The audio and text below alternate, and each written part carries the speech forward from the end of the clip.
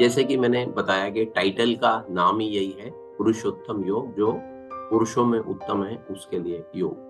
तो इस अध्याय के अंदर में मात्र 20 श्लोक हैं, जिसमें कि पहले जो 6 श्लोक हैं 1 से 6 तक, वो हमारे को भौतिक जगत से आध्यात्मिक जगत की ओर हम कैसे जा सकते हैं उसके विषय में हमारे को चर्चा करते हैं।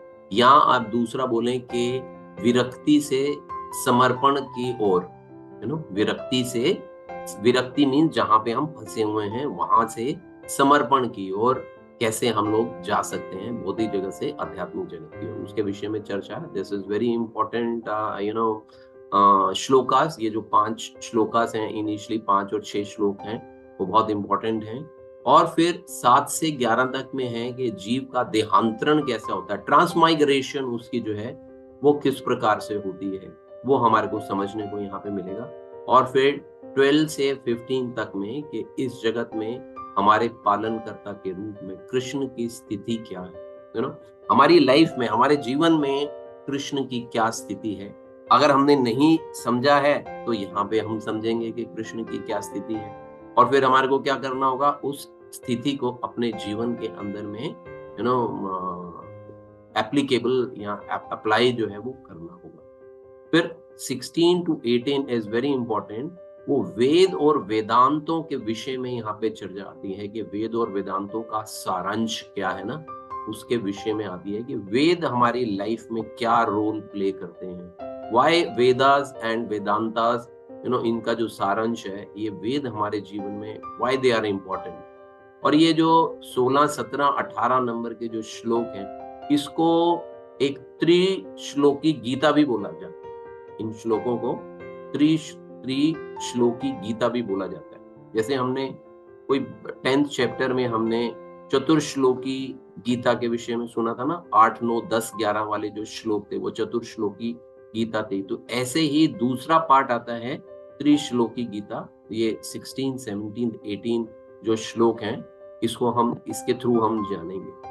फिर लास्ट में 19th और 20th जो है वो कृष्ण को जानने का अर्थ है सब कुछ जान लेना। अगर हमने कृष्ण को जान लिया, भगवान श्री कृष्ण को, परम पुरुषोत्तम को जान लिया, तो हमने सब कुछ जान लिया। हम लोग ये पुरुषोत्तम योग का पाठ भी करते हैं, जब हर 4 वर्ष के बाद में पुरुषोत्तम मास आता है।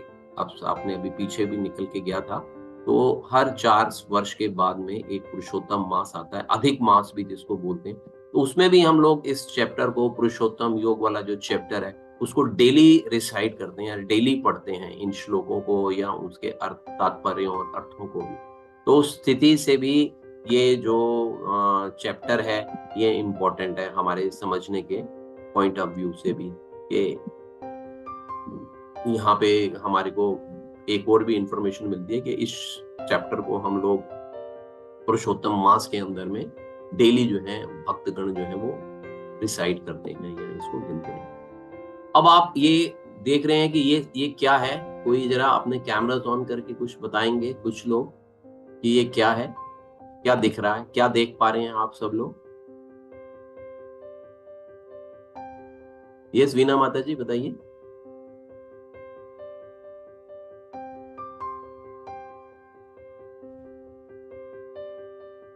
आवाज नहीं आ रही है।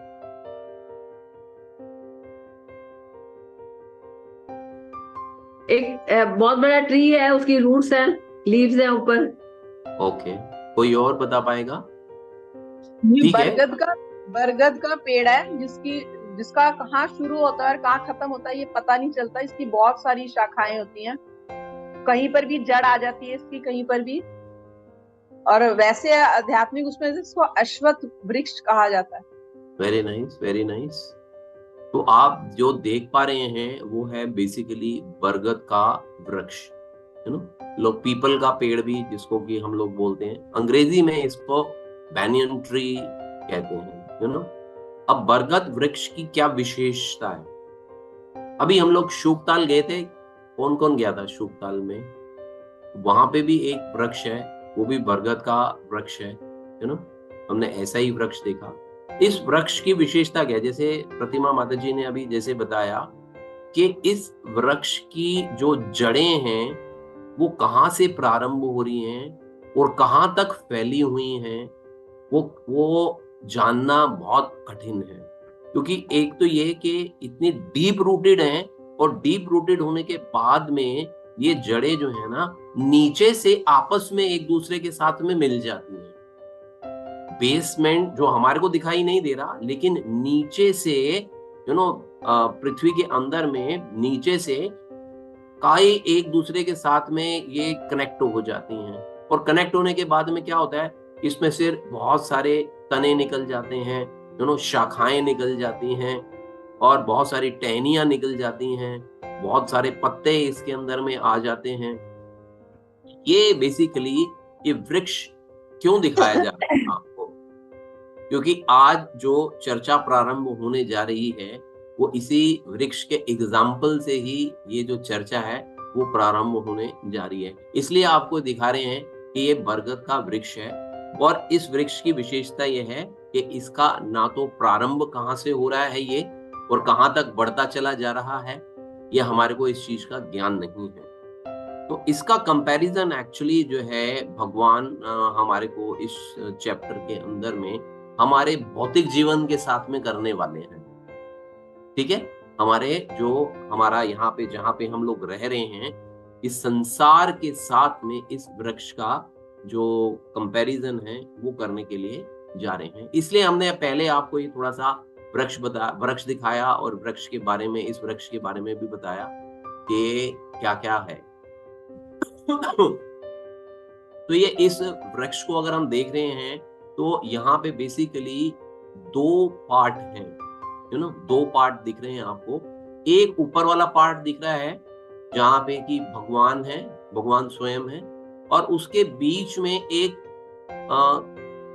उसको जो डिस्ट्रीब्यूट कर रहा है, इन दोनों को जो अलग कर रहा है, उसको लिखा हुआ यहाँ पे डिजायर्स। हमारे इच्छाएं जो है ना, जीव की जो इच्छाएं होती हैं, वो हमारे को इस आध्यात्मिक जगत से अलग करके नीचे ये जो बनियन ट्री आप दोबारा से देख रहे हो, बरगद का वृक्ष जो देख रहे हो, ये संसार रूपी जो वृक्ष है, इसके अंदर में हम लोग आ जाते हैं। Because we have number of desires, lot of desires we have, बहुत सारी इच्छाएं, बहुत सारा काम करने का जोश, उत्साह, पैशन, ये सारी चीजें हमारे अंदर में भरी हुई हैं। तो उन डिजायर्स को लेके या उन डिजायर्स को फुलफिल करने के पॉइंट ऑफ व्यू से हम ऊपर वो जो स्पिरिचुअल वर्ल्ड आपको दिख रहा है, वहां से इन डिजायर्स को पूरी करने के लिए हम यहाँ पे इस मटेरियल वर्ल्ड में, या भौतिक जगत जिसको भी हम लोग बोलते हैं, उसके अंदर में हम लोग आ जाते हैं। अब आपको एक और वृक्ष दिख रहा है, ये भी वही वृक्ष है, लेकिन ये क्या दिख रहा है, कोई बताएगा?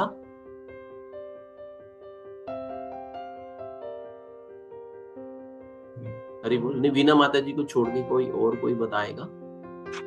ये पानी के अंदर उसका प्रतिबिंब है वृक्ष का। अब प्लीज जिसने पहले बता दिया वो दोबारा ना बताए, कोई नया व्यक्ति बताए। जी बताएं प्रभु जी, आप बताओ। हरे कृष्ण प्रभु जी। हरे कृष्ण प्रभु जी। हाँ बोलिए। पानी की जल में उल्टा वृक्ष दिखाई दे रहा है प्रभु जी, ऊपर। हाँ एग्जैक्टली।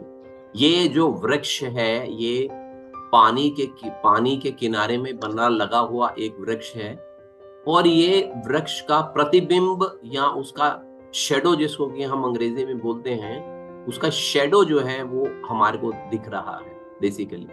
तो यहाँ पे आपको क्यों बार बार ये वृक्ष दिखाया जा रहा है?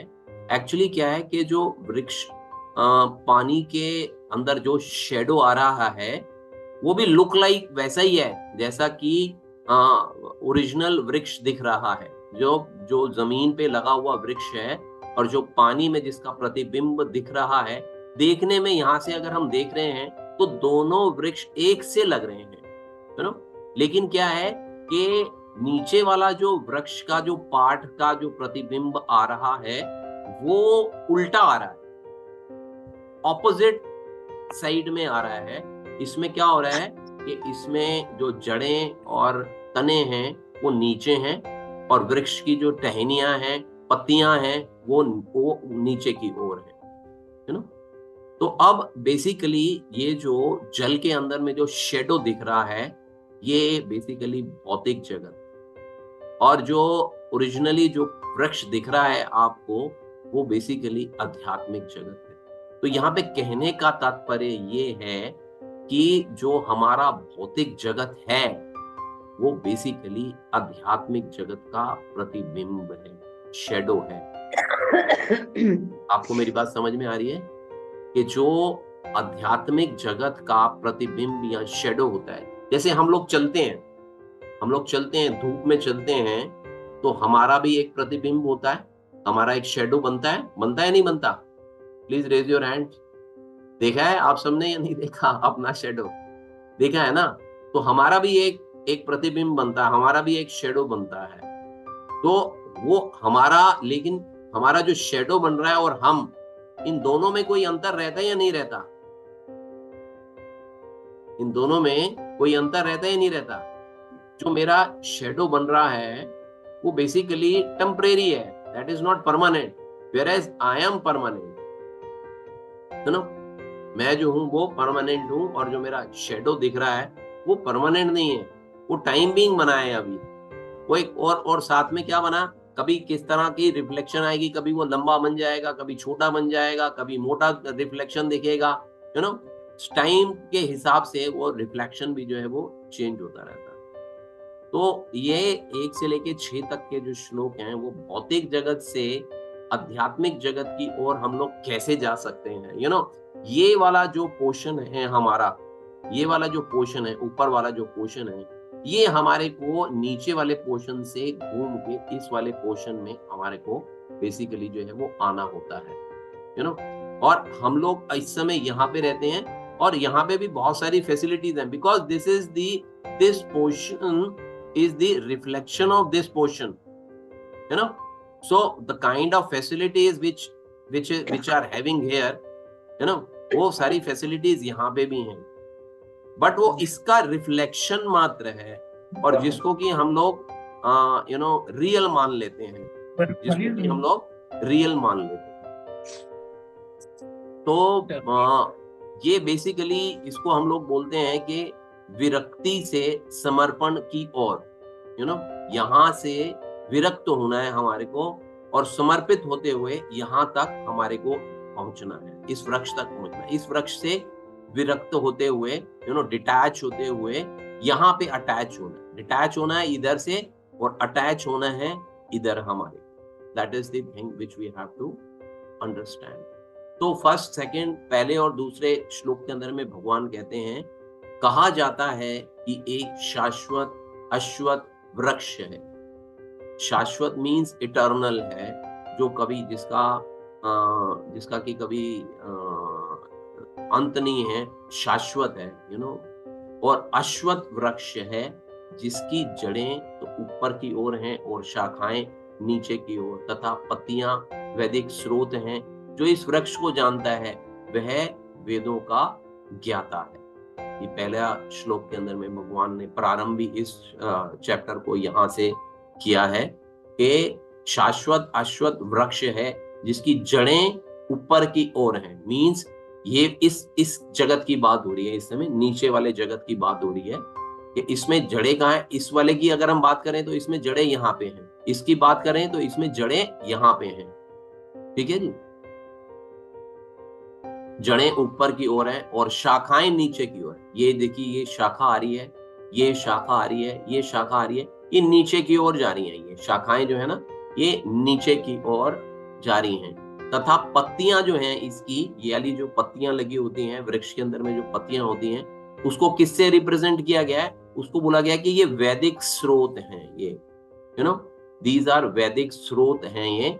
और जो इस वृक्ष को जानता है, जो इस वाले वृक्ष को जानता है कि ये इसकी एक्चुअली आइडेंटिटी क्या है, रियल आइडेंटिटी क्या है, जो इस बात को जानता है, वो बता रहे हैं वह वेदों का ज्ञाता है। और फिर सेकंड श्लोक के अंदर हम बोलते हैं कि इस वृक्ष की शाखाएं, ये जो है, ये शाखाएं जो हैं, इस वृक्ष की शाखाएं ऊपर तथा नीचे फैली हुई हैं, ऊपर भी हैं, ये देखिए, यह पोर्शन अगर आपको देख रहा है, ये ऊपर भी हैं और नीचे भी हैं, नीचे भी इसकी शाखाएं जो है ना वो फैली हुई हैं, ऊपर भी हैं, नीचे फैली हुई हैं, और प्रकृति के तीनों गुणों द्वारा पोषित हैं।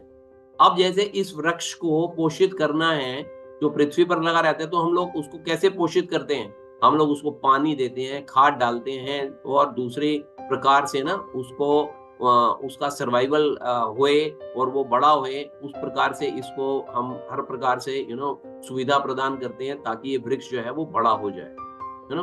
तो पोषित करते हैं बेसिकली, है ना, उसको खाना प्रदान करते हैं। और ये वाला जो वृक्ष है, जो मटेरियल भौतिक जगत का ये जो वृक्ष है, ये इसको किसके द्वारा पोषित किया जाता है?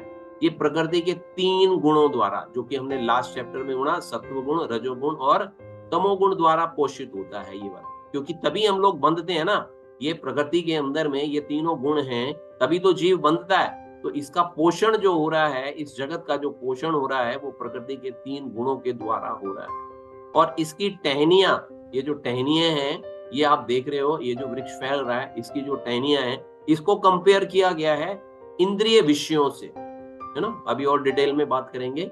इंद्रिय विषयों से ये इसकी टहनियां हैं। इस वृक्ष की जड़ें नीचे की ओर भी जाती हैं। इस जड़ की जड़ें जो है ना, वो नीचे की ओर भी जाती हैं, जो मानव समाज के सकाम कर्मों से बंधी हुई हैं।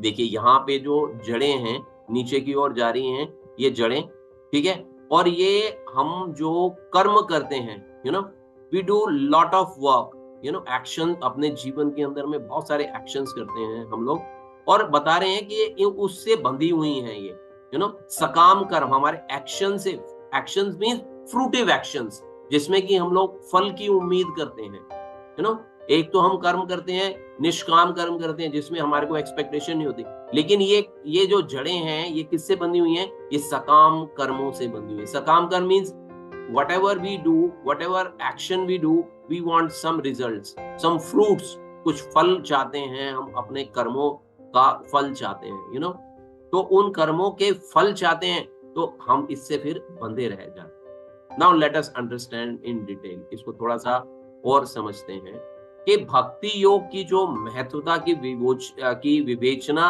पहले हुई है हमारे लास्ट के चैप्टर्स के अंदर में, तो उसके बाद पूछा जा सकता है कि वेदों का हमारे जीवन में क्या प्रयोजन है। तो इस अध्याय में बताया जाएगा कि वैदिक अध्ययन का प्रयोजन जो है वो बेसिकली कृष्ण को या भगवान कृष्ण को समझना है। इसलिए क्या है कि जो कृष्ण भावना भावित है, जो ऑलरेडी भक्ति में रत है, वह वेदों को अंडरस्टैंड कर लेगा, वो वेदों को इजीली अंडरस्टैंड कर लेगा विदाउट एनी आर्गुमेंट्स, ठीक है।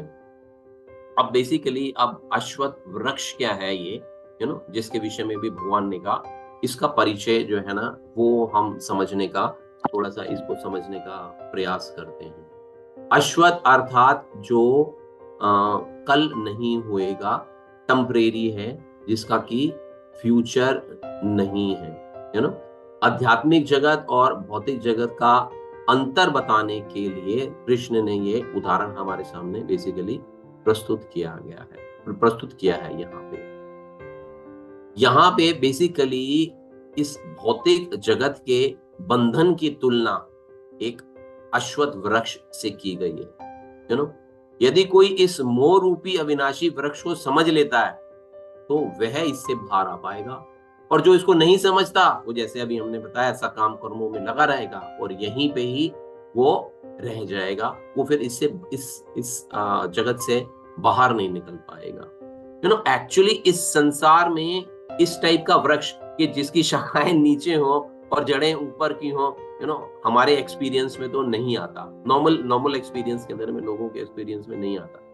किंतु जब हम इसको अभी जैसे हम लोग देख रहे हैं किसी जलाशय या किसी नदी के पास में देखते हैं, तो वहां पे हमारे को इसका एक्सपीरियंस आता है कि उस वृक्ष का जो प्रतिबिंब या जो उसका शेडो पड़ रहा है, तो तब हम देखते हैं कि उसकी जड़ें ऊपर की ओर हैं या उसकी जो शाखाएं हैं वो नीचे की ओर है, वहीं पे ही सिर्फ इस चीज का एक्सपीरियंस होता है। नॉर्मल रूटीन लाइफ के अंदर में इस टाइप का हमारा कोई एक्सपीरियंस नहीं होता। तो यहाँ हम ये कहें कि ये जगत जो है वो आध्यात्मिक जगत का एक प्रकार से प्रतिबिंब मात्र है, यहाँ एक उसका शेडो है, ये वाला जगत जो जहाँ पे अभी हम लोग रह रहे हैं। और बेसिकली आध्यात्मिक जगत का जो प्रतिबिंब है वो जैसे अभी हमने बताया कि हमारी इच्छाओं के कारण है, ये वाला जो सेक्शन आता है इस वाले जिसमें हम रहे, वो बेसिकली हमारी इच्छाओं की कारण जो है वो आता है। हमारी जो इच्छाएं हैं, तो वो इस प्रतिबिंब को रिप्रेजेंट कर रही है यहाँ पे बेसिकली, हमारी इच्छाएं जो हैं वो इस प्रतिबिंब को जो है वो रिप्रेजेंट कर रही हैं। अगर हम इसके मूल से पहले प्रकृति, पुरुष और 3 गुणों को देखते हैं और फिर उसके बाद में जो पंच तत्व आते हैं, और 10 प्रकार की हमारी इंद्रियां, हमने जो लास्ट चैप्टर के अंदर में पढ़ा, ज्ञान इंद्रियां, कर्म इंद्रियां और मन, ये सारी की सारी जितनी भी अभिव्यक्तियों का ये बेसिकली केंद्र है ना। एक प्रकार से अगर हम देख रहे हैं इसको तो ये 180 डिग्री नीचे है और 180 डिग्री ही ऊपर है ना। तो ये आध्यात्मिक जगत का यहाँ पे जो आ रहा है वो बेसिकली उसका रिफ्लेक्शन आ रहा है। और जो हमने 24 एलिमेंट्स लास्ट चैप्टर के अंदर में पढ़े थे, उन 24 एलिमेंट्स को इन 24 एलिमेंट्स का ये मैनिफेस्टेशन होती है यहीं पे, है ना।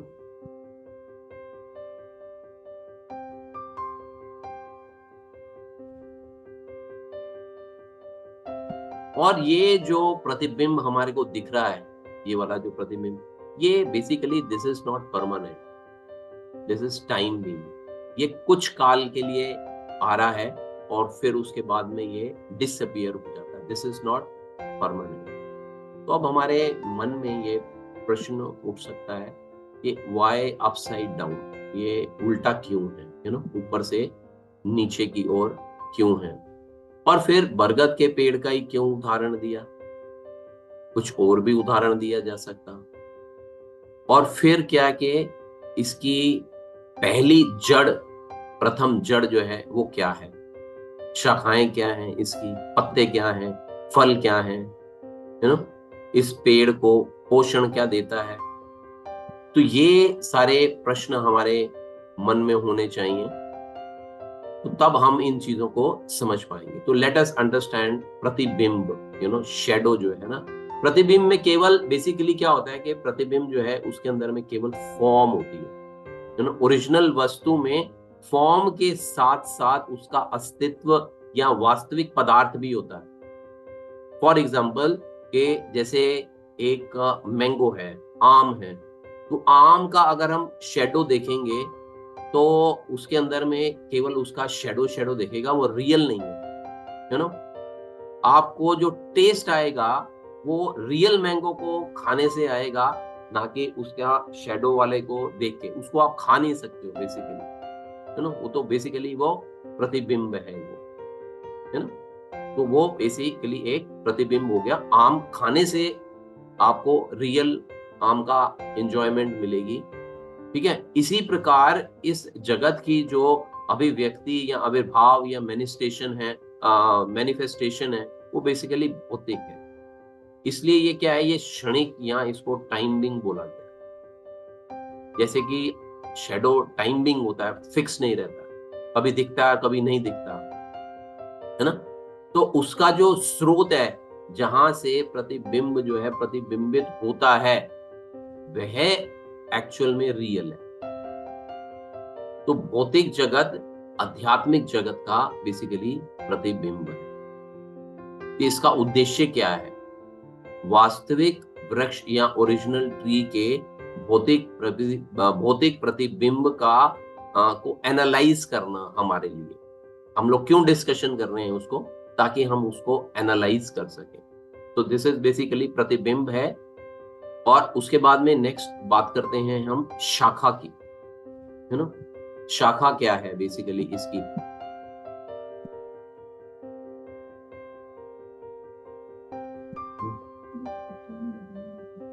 हाँ नहीं नहीं, वो मैंने चेंज नहीं करी।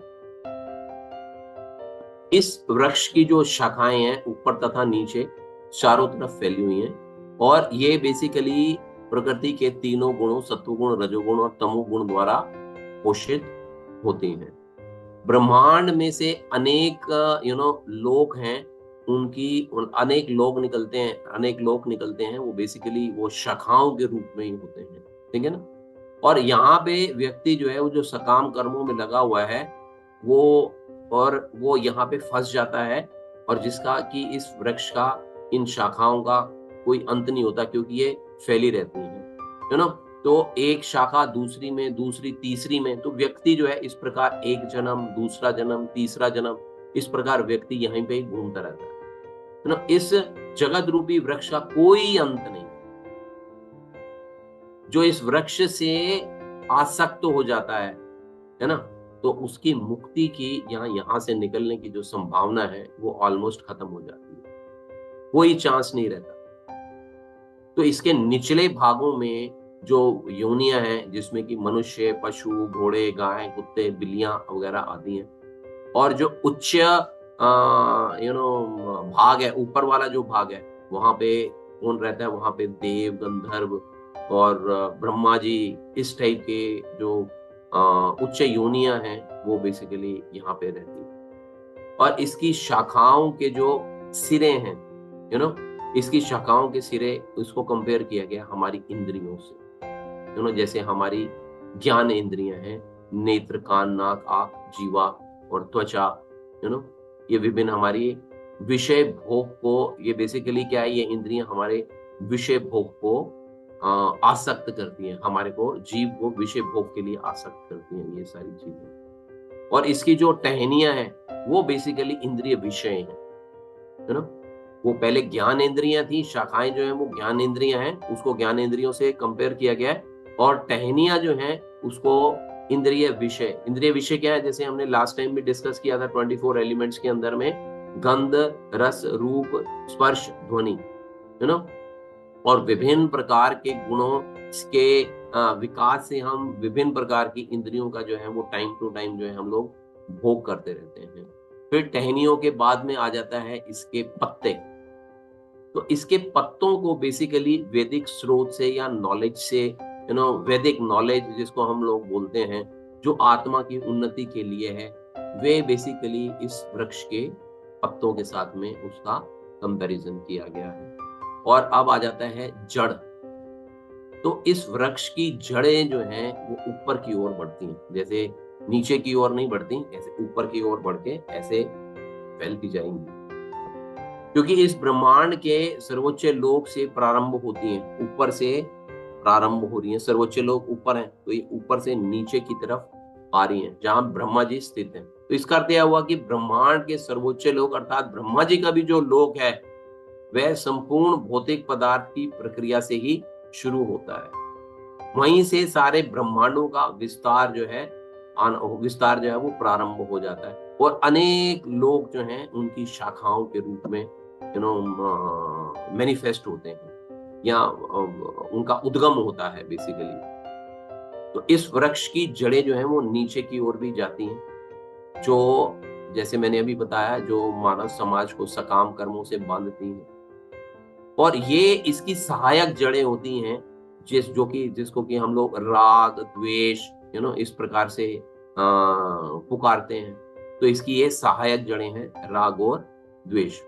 तो विभिन्न प्रकार के कष्टों और इंद्रिय भोग के लिए हमारे को प्रेरित करती हैं। और यहाँ पे इसके अलावा धर्म अधर्म की प्रवृत्तियां भी हैं, जो हमारे को अच्छे काम और बुरे काम करने के लिए प्रेरित करती हैं।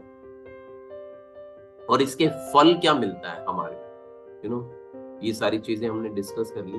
तो इसका फल क्या मिलता है? इसके फल जो है वो जीवों को कर्मों के फल, अर्थात जिसको कि हम बोलते हैं धर्म, अर्थ, काम, मोक्ष, ये बेसिकली प्राप्त होते हैं हमारे को, यहाँ पे रहते हैं जब हम, तो हमारे को धर्म अर्थ काम मोक्ष। धर्म का अर्थ क्या हुआ कि हम प्रयास करें कि हम अपना जीवन जो है वो धर्म के अनुसार जिएं, और अर्थ का अर्थ हुआ कि हम लोग अपनी जीविका के लिए जो धन अर्जित करते हैं, और उस धन को अर्जित करने के बाद में हम काम मीन्स हम लोग एंजॉय करते हैं, और फिर उसके बाद में हमारे को ध्यान रखना है कि इस जीवन में हम आए हैं तो हमारे को मोक्ष की भी प्राप्ति करनी है। ये बेसिकली अगर हम इनको ओवरऑल पकड़ के चलते हैं तो ये बेसिकली इसका उद्देश्य हो जाता है इन फल का।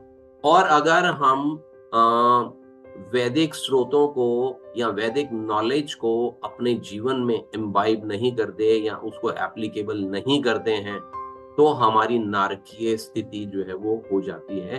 तो ये जो धर्म अर्थ काम मोक्ष वाली जो स्थिति है हमारे लिए, वो तभी है जब हम एक रेगुलेटेड लाइफ को जब हम जीते हैं, अदरवाइज वो पॉसिबल नहीं हो पाएगी हमारे लिए। ये बेसिकली ये जो वृक्ष है उसके विषय में है।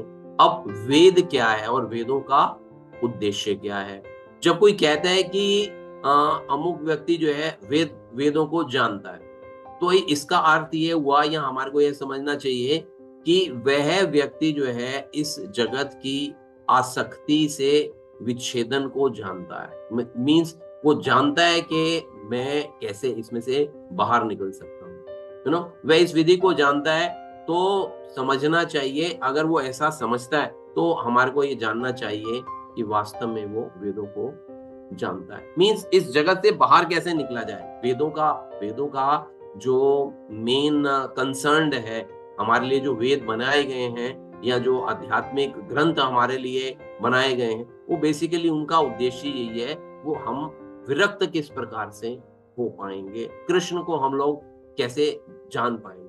और जो व्यक्ति वेदों के अंदर में कर्मकांड की भी के विषय में बताया गया। कर्मकांड मीन्स ये करोगे तो ये फल प्राप्त होगा, शिव जी की पूजा करोगे तो ये फल प्राप्त होगा, और माता की पूजा करोगे ये फल प्राप्त होगा, सोमवार को पूजा करने से ये होगा, मंगलवार को करने से। तो ये बेसिकली कर्म कांड है तो कर्म कांड हमारे को क्या करता है तो वेदों में बताया गया, लेकिन कर्म कांड जीव को आसक्त कर देता है यहीं पे रहने के लिए। लेकिन कर्म कांड का बेनिफिट क्या मिलता है कि जो जीव भक्ति के अंदर में या अध्यात्म के अंदर में नहीं है, वो बेसिकली उसको अट्रैक्ट करने के पॉइंट ऑफ व्यू से ये कर्मकांड की जो विधि है वो बनाई गई है, ताकि जीव जो है वो थोड़ा सा लालच में आए और अटैच हो जाएगा। जब वो अटैच होएगा तो धीरे धीरे आध्यात्मिक जगत की ओर या उसके अंदर में आध्यात्मिकता जो है वो बढ़नी जो है वो ग्रेजुअली जो प्रारंभ हो जाएगी। तो बेसिक जो वेदों का उद्देश्य है वो भगवान ने स्वयं प्रकट किया है और यहाँ पे इस प्रतिबिंबित वृक्ष को काट कर आध्यात्मिक जगत की वास्तविक वृक्ष को प्राप्त करना, ये बेसिकली हम लोगों का उद्देश्य होना चाहिए वेदों के द्वारा, वेदों को जानने के बाद में। मीन्स अगर हमने कृष्ण को जान लिया, अगर हमने कुछ भी नहीं पढ़ा, अगर कृष्ण को अंडरस्टैंड कर लिया, कृष्ण को हमने सरेंडर कर दिया, means we know the Vedas. क्योंकि वेदास का जो लास्ट जिस्ट है वो यही है कि आप कृष्ण को समर्पित हो जाए। और अगर हमने वेद नहीं भी पढ़े हैं और हमने कृष्ण को समर्पित हो गए हुए हैं, means I know the Veda basically. अब वेदों बेसिकली अब आ जाएगा 15.3 और 4। इसमें भगवान बोलते हैं कि इस वृक्ष के वास्तविक स्वरूप का अनुभव इस जगत में नहीं किया जाता। इस वृक्ष के वास्तविक स्वरूप, इस वृक्ष का जो वास्तविक स्वरूप क्या है, वास्तविक स्वरूप तो ऊपर है, आध्यात्मिक जगत है। हमारे को क्या दिख रहा है, हमारे को तो नीचे वाला दिख रहा है, भौतिक जगत दिख रहा है। तो भगवान कह रहे हैं कि इस वृक्ष के वास्तविक स्वरूप का अनुभव इस जगत में नहीं किया जा सकता। कोई भी नहीं समझ सकता कि इसका आदि कहाँ है और इसका अंत कहाँ है, क्योंकि ये इसीलिए इसको बरगद के वृक्ष के साथ में कंपैरिजन किया गया, बिकॉज बरगद का वृक्ष मीलों मीलों तक फैला रहता है। अगर आप जंगलों में जाएंगे, वहां पे देखेंगे, मेरे को ध्यान आ रहा है, एक हमारे को किसी ने ऐसी क्लास चल रही थी तो किसी ने बताया था कि कैलकाटा के अंदर में कोई बहुत एक कई सैकड़ों हजारों वर्षों पुराना वृक्ष है, बरगद का वृक्ष है। वो उससे पूरा का पूरा जंगल ही बना पड़ा हुआ, उस वृक्ष की वजह से पूरा का पूरा जंगल क्रिएट हो गया हुआ है। तो बेसिकली यहाँ पे इस वजह से इसमें बताया जा रहा है, इस बरगद के वृक्ष को बार बार जो यहाँ पे कम्युनिकेशन हो रहा है या बातचीत हो रही है, उसका बेसिकली रीजन क्या है कि उसकी जड़ें इतनी गहरी हैं और वो इतना फैला हुआ। इसका मतलब है कि हम लोग जो हैं इस जगत के साथ में, इस भौतिक जगत के साथ में हमारी आसक्ति है। We are attached, we are too much attached with this material world. कहीं पे हमारा बिजनेस है, कहीं पे परिवार है, कहीं पे हमारा जमीनें हैं, कहीं बैंक बैलेंस है, कहीं किसी के साथ में प्रेम है, बच्चों के साथ में प्रेम है, फैमिली के साथ में प्रेम है, समाज के साथ में बंधन है। तो ये सारे के सारे बंधन जो है ना वो हमारे बंधे हुए हैं। बेसिकली ये जड़ें हैं जो फैलती चली जा रही हैं और इन इतनी फैली हुई जड़ें हैं कि इनको काटना जो हो जाता है वो असंभव हो जाता है। कोई भी नहीं जान सकता कि इसका आदि कहाँ है, इसका अंत कहाँ है, या इसका आधार कहाँ है, इसका बेस कहाँ है, कहाँ से प्रारंभ हो रही है। बेसिकली हमारे को इसका आइडिया ही नहीं है। लेकिन मनुष्य को चाहिए, नहीं मालूम है कोई बात नहीं। अब वो भगवान आगे क्या कह रहे हैं, लेकिन मनुष्य को चाहिए कि इस दृढ़ मूल वाले वृक्ष को विरक्ति के शस्त्र से काट गिराए। अब ये भगवान ऐसा ही नहीं है कि सिर्फ एक चीज ही हमारे को बता रहे हैं, he is giving a solution also along with the problem, कि ये प्रॉब्लम है तो ये इसका सोल्यूशन भी है कि इसको कैसे क्या करना चाहिए। कि मनुष्य को चाहिए कि इस दृढ़ है, ये छोटी नहीं है, कच्ची नहीं है, दृढ़ मूल वाले वृक्ष को विरक्ति के शास्त्र से काट गिराए। तत्पश्चात उसे ऐसे स्थान की खोज करनी चाहिए जहां जाकर लौटना ना पड़े। भगवान कह रहे हैं इसको काटना चाहिए और उसके साथ में ऐसे स्थान की जीव को खोज करनी चाहिए जहां से उसको वापस जो है वो यहाँ पे वापस ना आना पड़े, और जहां उस भगवान की शरण ले ली जाए जिससे अनादिकाल से प्रत्येक का सूत्रपात तथा विस्तार होता आया है। तो भगवान यहाँ पे बता रहे हैं कि ये जो सकाम रूपी कर्मों के अंदर में जो हम इस वृक्ष की जड़ों को फैला दिए हुए हैं इतना ज्यादा, और यहाँ पे हम लोग फंस गए हुए हैं, तो इस वृक्ष को हमारे को काटना पड़ेगा। इसको एक कुल्हाड़ी लेनी पड़ेगी हमारे को, भक्ति रूपी कुल्हाड़ी के साथ में हमारे को इस वृक्ष को इस वृक्ष से हमारे को विरक्त होना पड़ेगा, तब हम भगवान के पास में लौट पाएंगे।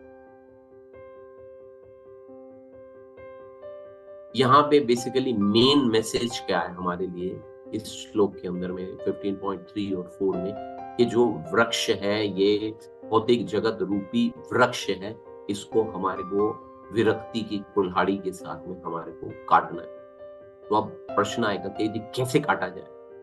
इसको हम काट सकते हैं दृढ़ निश्चय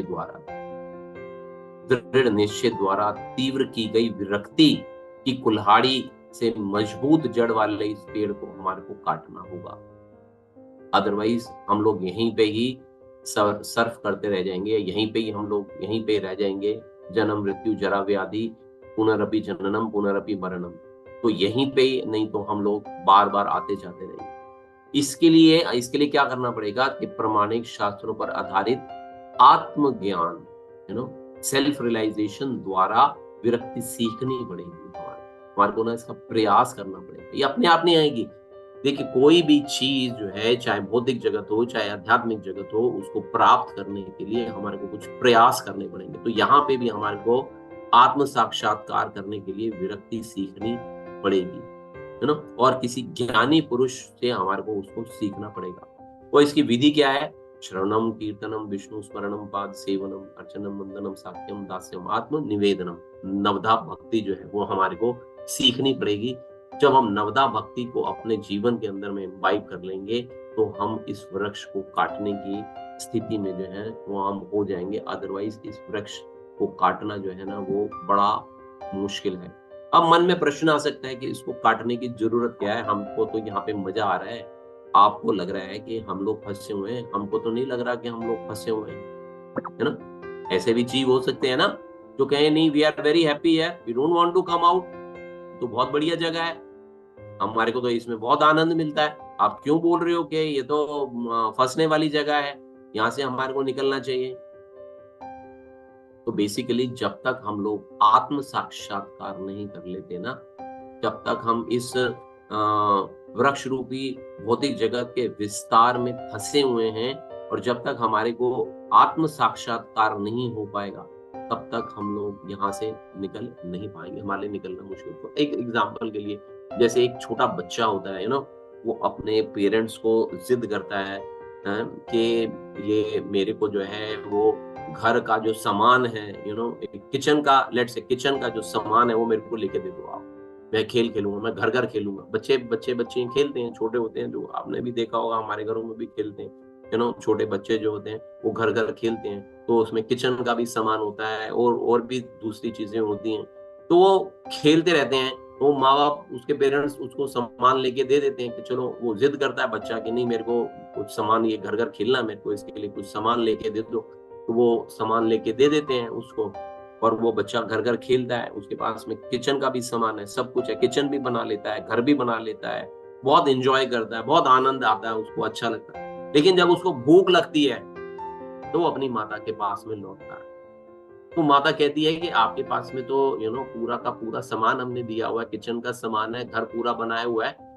तो तब उसको पता चलता है कि नहीं, वो जो घर मैंने बनाया था, ये जो मैंने किचन मैंने बनाई है, उसके अंदर में पेट भरने का या मेरे को संतुष्ट करने का सामान नहीं है। संतुष्टि कहाँ मिलेगी उसको? संतुष्टि अपनी माता के पास या अपने पिता के पास ही मिल पाएगी उसको संतुष्टि, और कहीं पे भी उसको जो संतुष्टि है वो नहीं मिल पाएगी। तो जो चीजें हैं वो लुक लाइक लगती हैं, वो लग रही हैं कि हाँ जी, गैस का सिलेंडर भी है, स्टोव भी है, सारी चीजें हैं, लेकिन क्या है कि खाना असली नहीं है, उससे संतोष नहीं मिल पाएगा, उससे तृप्ति नहीं हो पाएगी बेसिकली।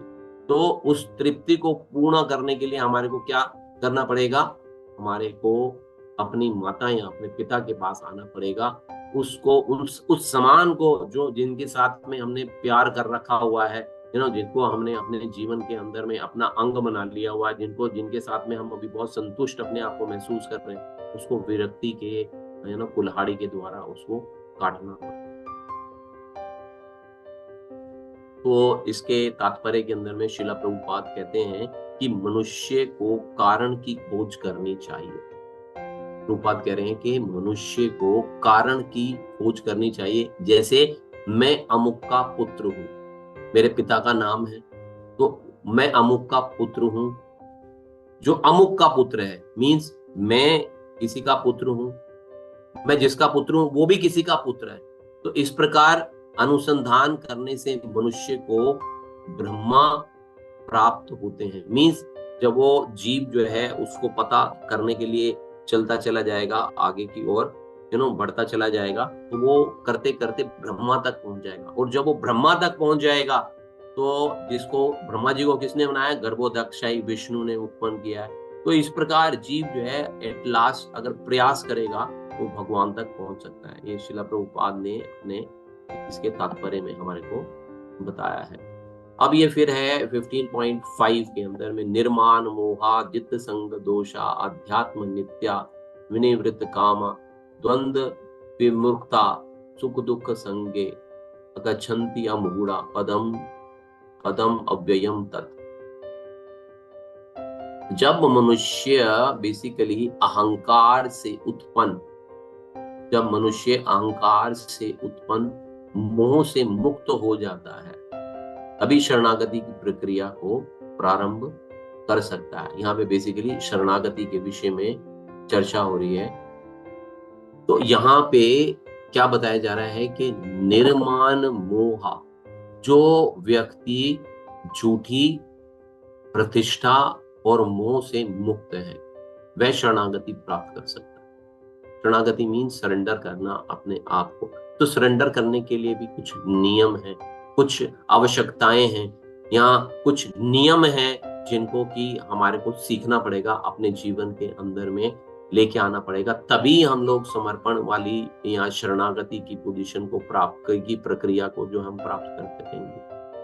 जित संग दोषा, जिन्होंने कुसंगति पर विजय प्राप्त कर ली है, जो अच्छी संगति करता है, बुरी संगति में नहीं जाता, जिसको मालूम है कि मेरे को किसका संग करना है, भक्तों का संग करना है, साधु संग करना है, या जो लोग भौतिक चीजों से आ सकते हैं उनके साथ में मेरे को संग करना है। तो पहला क्या बताया, जो झूठी प्रतिष्ठा और मोह से मुक्त है, इसलिए क्या करना पड़ेगा, अपने आप को पूजा लाभ प्रतिष्ठा का जो भाव होता है उसके अंदर में से अपने आप को बाहर निकालना पड़ेगा, क्योंकि हर व्यक्ति जो है वो अपनी प्रतिष्ठा चाहता है। कोई व्यक्ति आपको ऐसा नहीं देखेगा जो आपकी प्रतिष्ठा या आपका गुणगान या आपको ग्लोरीफाई करे और आपको आनंद न मिले। Everybody wants I should be glorified by others. हर व्यक्ति प्रतिष्ठा चाहता है और मोह उसके अंदर में लगा हुआ है। तो भगवान कह रहे हैं कि झूठी प्रतिष्ठा से बाहर आओ, मोहों से बाहर आओ। विभिन्न प्रकार के मोह हैं, हमने आसक्तियां, बच्चों के साथ आसक्ति, परिवार के साथ आसक्ति, बिजनेस, ये वो डिफरेंट टाइप की आसक्तियां, इन सब से बाहर आओ, कुसंगति से बाहर आओ, अच्छे लोगों का संग करो। फिर बोलते हैं अध्यात्म नित्य, जो शाश्वत तत्व को समझते हैं, ऐसे लोग साधु संग करो जिसको मालूम है कि यहाँ से निकलने का रास्ता क्या है, और वो खुद स्वयं इस रास्ते पे चल रहे हैं। जो लोग इस रास्ते पे चल रहे हैं, अगर हम उनकी संगति करेंगे तो हमारे लिए यहाँ से निकलना आसान हो जाएगा। Because we are practically watching them, हम लोग उनको देख रहे हैं, we are practically seeing them. यहाँ जी ये क्या एक्शन करते हैं, इनका रहन सहन कैसा, इनकी डे रूटीन किस प्रकार का होता है। तो ये बेसिकली उन्होंने शाश्वत तत्व को समझा। तत्व मीन्स उसको गहराई से जानना, किसी चीज को, तत्व को जानना मीन्स उसको गहराई से जानना। फिर विनिर्मुक्त कामा, जिन्होंने भौतिक काम को नष्ट कर दिया है, जितने भी भौतिक कार्य हैं उन सबको उस व्यक्ति ने नष्ट कर दिया है। जो सुख और दुख के द्वंद से मुक्त है। हम लोगों के जीवन के अंदर में कोई जरा सा भी सुख हो जाता तो हम पार्टी देनी प्रारंभ कर देते हैं, हाँ जी बहुत खुशी की बात हो गई, ये हो गया वो हो गया। और जैसे कोई दुख आता है तो हम ऐसे को भवन के अंदर में चले जाते हैं कि जैसे पता नहीं क्या हो गया। तो यहाँ पे बेसिकली बता रहे हैं कि हमारे को अपने आप को किस प्रकार से जो बनाना है कि चाहे जीवन में सुख आए चाहे जीवन में दुख आए, हमारे को संभाव रखना है, एक सही रहना। हमारे को अपने आप को ना तो बहुत फूल जाना है और ना ही अपने आप को डाउनग्रेड करना है। फिर बताते हैं जो मोह रहित होकर परम पुरुष को शरणागत होना जानते हैं, उस अनंत आध्यात्मिक जगत को प्राप्त करते हैं। अब जैसे सबसे पहले वाली में बताया प्रतिष्ठा और मोह, कि जो मोह रहित होकर किसी प्रकार की अटैचमेंट नहीं है, हर प्रकार से डिटैच्ड है। और अटैचमेंट किससे है? परम पुरुष को शरणागत होने में अटैचमेंट वहां पे लगा रखी हुई है। जो उसको शरणागत होना जानता है उस अनंत आध्यात्मिक जगत को प्राप्त करता है, वह भगवान के धाम को प्राप्त कर सकता है। तो ये बेसिकली क्वालिफिकेशंस जो है यहाँ पे भगवान ने बता दी है कि शरणागति की प्रक्रिया क्या है ना। यहाँ पे बेसिकली भगवान ने विरक्ति का मार्ग बताया, जो आत्म साक्षात्कार की विधि है, उसके द्वारा हमारे को इसका बेनिफिट मिल सकता है, या इसका गुण जो है वो हम देख सकते हैं। बेसिकली मेन मुद्दा ये है कि जब तक जीव खुद सेल्फ रियलाइज्ड नहीं होता, जब तक उसको स्वयं का किसी वस्तु के विषय में या किसी भी चीज के विषय में स्वयं उसको अनुभव नहीं करता तब तक वो उसको बिलीव बहुत मुश्किल से करता है। दूसरे व्यक्ति पे जो बिलीव है वो बहुत मुश्किल से करता है। तो इसीलिए यहाँ पे बताया कि जो झूठी प्रतिष्ठा है, मोह है, कुसंगति से मुक्त है, वह शाश्वत तत्व को बेसिकली जो है, और जिसने की भौतिक काम अपने अंदर से जो नष्ट कर दिए हैं, वो जो सुख दुख से रहित है, मोह से रहित है, वह परम पुरुष को शरणागत हो सकता है। तो ये बेसिकली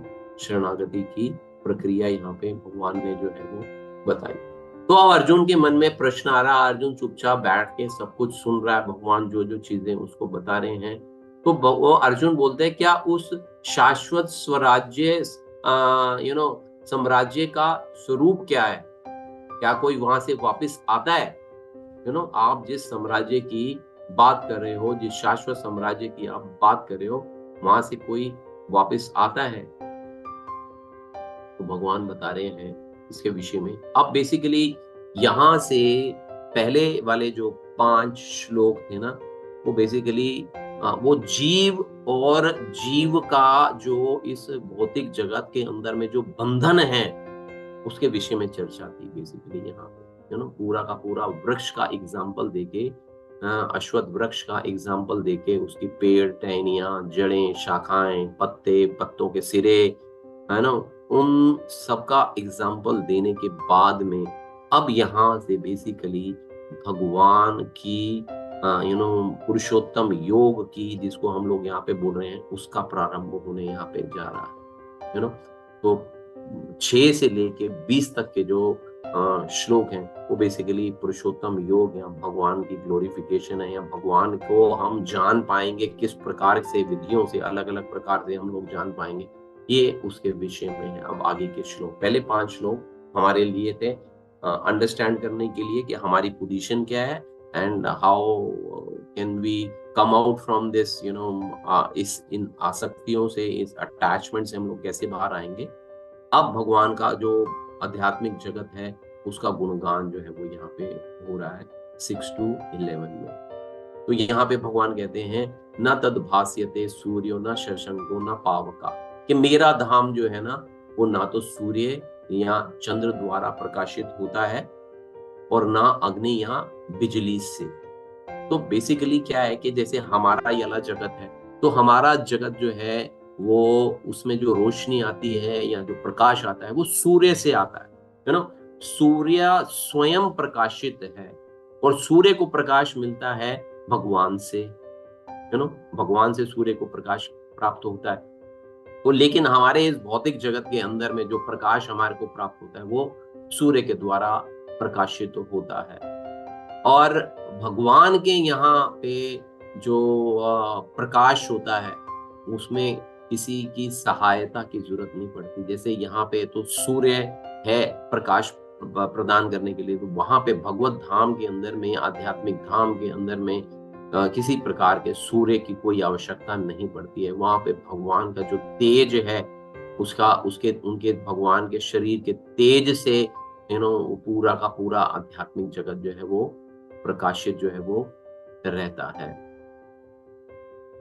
अब बेसिकली बताया जा रहा है कि चिन्मय आकाश में ना तो सूर्य प्रकाश की आवश्यकता होती है, ना चंद्र प्रकाश की, या किसी प्रकार की अग्नि या बिजली की, क्योंकि ये सारे लोग स्वयं प्रकाशित हैं। जैसे सूर्य स्वयं प्रकाशित है, वैसे ही आध्यात्मिक आकाश में भी सभी लोग जो हैं वो स्वयं प्रकाशित हैं। उन समस्त लोगों के जिन्हें की वैकुंठ कहा जाता है, चमचमाते तेज से चमकीला आकाश बनता है, जिसे ब्रह्म ज्योति कहते हैं। वस्तुतः यह तेज कृष्ण लोक, गोलोक, वृंदावन से निकलता है।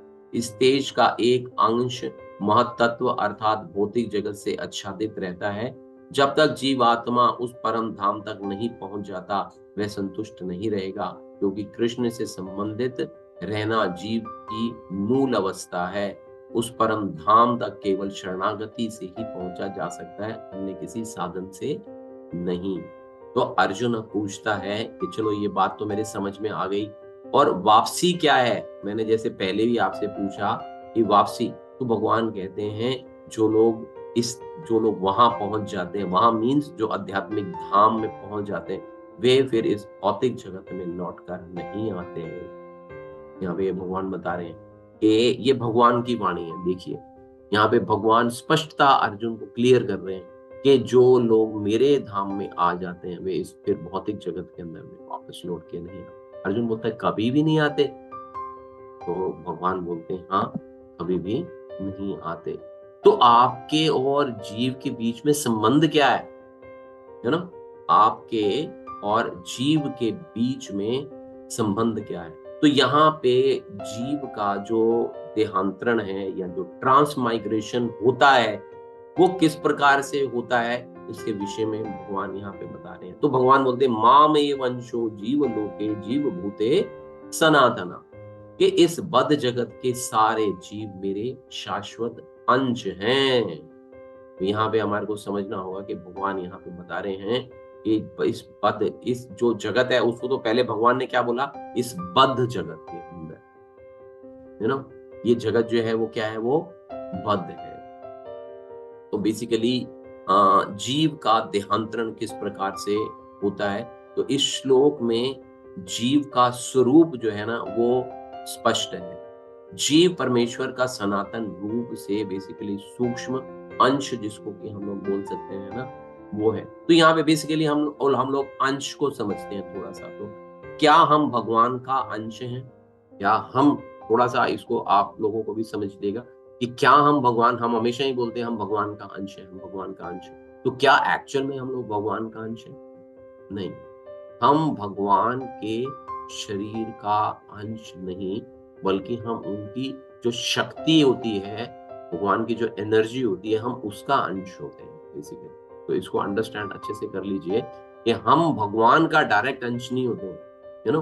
तो जैसे फॉर एग्जांपल, जैसे एक लड्डू होता है, ठीक है, जैसे एक लड्डू होता है, मोतीचूर का जैसे लड्डू होता है, तो वो लड्डू की अपनी एक शेप है, उस लड्डू की अपनी एक शेप है। उस लड्डू में से अगर आप एक और एक पार्टिकल अगर आप निकाल दोगे, तो वो डिस्ट्रॉय होना शुरू हो जाएगा। जो ओरिजिनल लड्डू है वो डिस्ट्रॉय होना शुरू हो जाएगा। तो यहाँ पे ऐसा नहीं है कि भगवान का जीव जो है वो अंश है, आप भगवान के नाखून से निकल गए, मैं पैर से निकल गया, या किसी और अंग से निकल गए, ऐसा नहीं होता।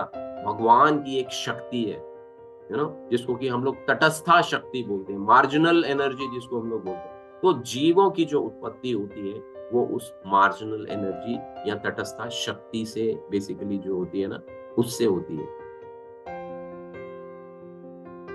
तो हम लोग जो है वो तटस्था, भगवान की तटस्था शक्ति का अंश है ना। जैसे कि एक वृक्ष है, तो वृक्ष में से अगर उसमें से कोई फल लगे हुए हैं, तो अगर हम उनको फलों को अगर हम तोड़ लेते हैं, तो उस वृक्ष की आइडेंटिटी जो है वो खत्म नहीं होती है, वो उसकी आइडेंटिटी बनी रहती है। तो जीवात्माएं आती हैं, किंतु भगवान की आइडेंटिटी एज इट इज बनी रहती है। कितनी जीवात्माएं आती है यहाँ, है ना, लेकिन भगवान की जो आइडेंटिटी है वो बनी रहती है। अब जैसे गाय दूध देती है, तो गाय का दूध निकल गया, चला गया, तो क्या गाय ने अपनी आइडेंटिटी खो दी है क्या? नहीं, गाय की आइडेंटिटी वैसे ही उसी प्रकार से बनी रहती है। तो अर्जुन फिर बोलता है कि क्या यह आश्चर्य में नहीं कि आपसे इतना घनिष्ठ संबंध होते हुए भी जीव इस संसार में बुरी तरह संघर्ष कर रहे हैं। देखिए, बहुत अच्छा प्रश्न है ये अर्जुन का, कि यहाँ पे हम सभी लोग संघर्षरत हैं। Nobody is living a easy life और पीसफुल लाइफ। हर व्यक्ति को अपने जीवन को चलाने के लिए कुछ ना कुछ संघर्ष तो करना ही पड़ता है। कोई भी व्यक्ति ऐसा नहीं है कि जो बिना संघर्ष के ही अपना जीवन जो है वो व्यतीत कर रहा हो। तो भगवान इसका उत्तर देते हैं, मंशष्ठानि इंद्रियाणि प्रकृति स्थानि कर्षति। बद्ध जीवन के कारण वे छहों इंद्रियों से संघर्ष कर रहे हैं, जिसमें मन भी सम्मिलित है। तो ये बेसिकली भगवान यहाँ पे बता रहे हैं कि बद्ध जीवन जो है ना, पहले तो बताया कि बद्ध जगत है ना, इस बद्ध जगत के सारे जीव मेरे शाश्वत अंश है। तो जगत जब बद्ध है, तो इसके अंदर में जीवन कैसा होएगा? जीवन भी फिर यहाँ पे बद्ध ही है, क्योंकि जगत बद्ध है तो यहाँ पे जीवन भी बद्ध है। तो बद्ध जीवन के कारण जीव जो है वो छहों इंद्रियों से संघर्ष करता है। तो ये 6 इंद्रियां कौन सी हैं हमारी, है ना?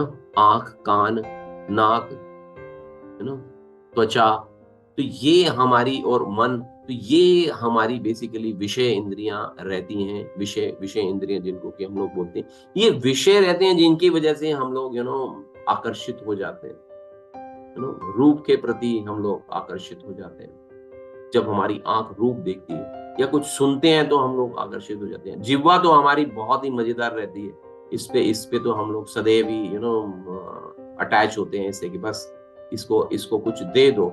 लेकिन अगर हम देखते हैं तो इस पे जो सामान या जो पदार्थ जिसको कि हम लोग बोलते हैं, कितनी देर तक रहता है, कितनी देर के लिए रहता है? अगर आप एक कोई भी चीज खाते हो तो आपके मुंह में, आपकी जिह्वा पे वो चीज कितने देर तक रहती है? फॉर फ्यू सेकेंड्स और at the most 1 minute, not more than that. But हम सब कुछ खा जाना चाहते हैं, सभी जीव। मैं भी उनमें से एक हूँ।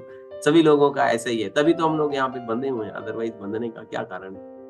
तो जीव बता रहे हैं कि 6 इंद्रियों से संघर्ष करते हैं।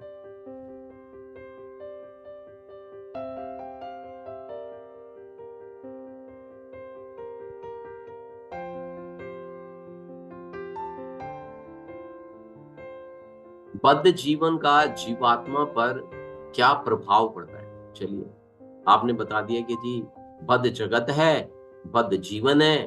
तो अब बद्ध जीवन का जीवात्मा मीन्स जो जो जीवात्माएं इस भौतिक जगत में है, उन पर उसका क्या प्रभाव पड़ता है? अपनी देहात्म बुद्धि के कारण जीवात्मा एक शरीर धारण कर फिर इसे त्याग कर दूसरा शरीर धारण करता है, जिस प्रकार वायु सुगंध को ले जाता है। ये बेसिकली क्या है कि यहाँ पर देखिए, भगवान भी बेसिकली, देखो हम लोग किसी चीज को समझाने के लिए एग्जाम्पल देते हैं, है ना? तो यहाँ पे भगवान भी हमारे को समझाने के लिए देखिए एग्जाम्पल दे रहे हैं। पहले तो उन्होंने बरगद के वृक्ष का, बैनियन ट्री का हमारे को एग्जाम्पल दे दिया। अब अपने लोक के विषय में जब बात करते हैं और बताते हैं कि जीव जो है यहाँ पे कैसे आता है, जीव कैसे फंस जाता है, उसके लिए भी एग्जाम्पल देके हमारे को बता रहे हैं, है ना? तो वायु और किसका एग्जाम्पल दे रहे हैं यहाँ पे? वायु और सुगंध का जो है बेसिकली एग्जाम्पल दे रहे हैं कि वायु में अपनी कोई सुगंध, बेसिकली हम देखें तो सुगंध या दुर्गंध नहीं होती है, यू नो। वो तो वो न्यूट्रल है बेसिकली, यू नो, वो न्यूट्रल रहता है। उसमें कोई ऐसा गुण नहीं है बेसिकली हवा के अंदर में कि वो कोई सुगंध या दुर्गंध जो है वो उत्पन्न कर सके बेसिकली। किंतु वो जिसका संग करता है, वो जिस जगह से निकलता है, यू नो, सुगंध, वो फूल के ऊपर से कब अपना गुलाब के फूल के वहां से अगर हवा निकलेगी तो वायु कैसी हो जाएगी? सुगंधित हो जाएगी। अगर किसी कूड़ेदान के वहां से अगर वायु निकलेगी तो वायु जो है वो दूषित हो जाएगी। तो इसी प्रकार बेसिकली क्या है कि बद्ध आत्मा जो है ना, यहाँ पे बद्ध जीव जो बताया गया है, तो बद्ध जीवन के अंदर जीते जीते जो बद्ध आत्मा है, यू नो, वो तीनों गुणों से प्रभावित रहती है, यू नो, सत्वगुण, रजोगुण और तमोगुण नामक की जो सुगंधें हैं, यू नो, वो बेसिकली उससे प्रभावित होती है।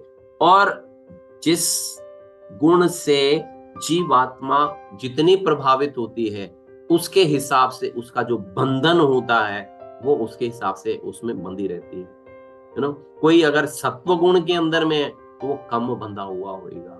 जैसे हमने लास्ट टाइम भी एग्जांपल दिया था आपको कि जो सत्व गुण के अंदर में है वो सोने की जंजीर से, यू नो, चेन्स के साथ में जो बंधा हुआ, लेकिन उसको बड़ा अच्छा लगता है कि यस, यू नो, मैं बंधा हुआ हूं तो मैं सोने की जंजीर से बंधा हुआ हूँ।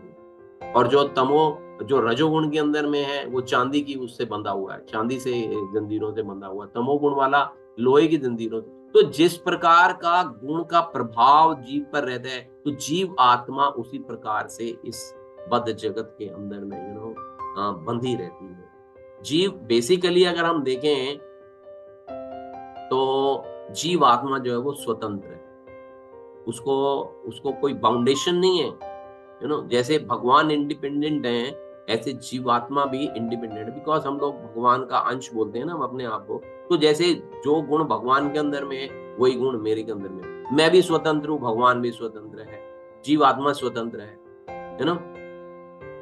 वो बेसिकली शरीर का नियामक है, यू नो। अब उसकी चॉइस है, वो उच्च योनि में जाना चाहता है या निम्न योनि में जाना चाहता है। तो उसके जो वर्तमान जो कार्यकलाप है वो बेसिकली नेक्स्ट उसकी जो लाइफ है उसका बेस बनते हैं या उसका आधार बनते हैं। तो हमारे अंदर में जो सूक्ष्म शरीर है, मन, बुद्धि, अहंकार, वो बेसिकली क्या होता है कि वो नेक्स्ट जीवन के लिए हमारा, यू नो, वो सीड लगाता है, वो बीज वहन या बीज बोता है बेसिकली नेक्स्ट लाइफ के लिए। वो हमारा जीवन जो है अकॉर्डिंगली होता है, और हमारा नेक्स्ट लाइफ बेसिकली उस शरीर हमारे द्वारा कर्म किए गए इस प्रेजेंट बॉडी में जो हम कर्म करते हैं उस पर निर्भर करता है।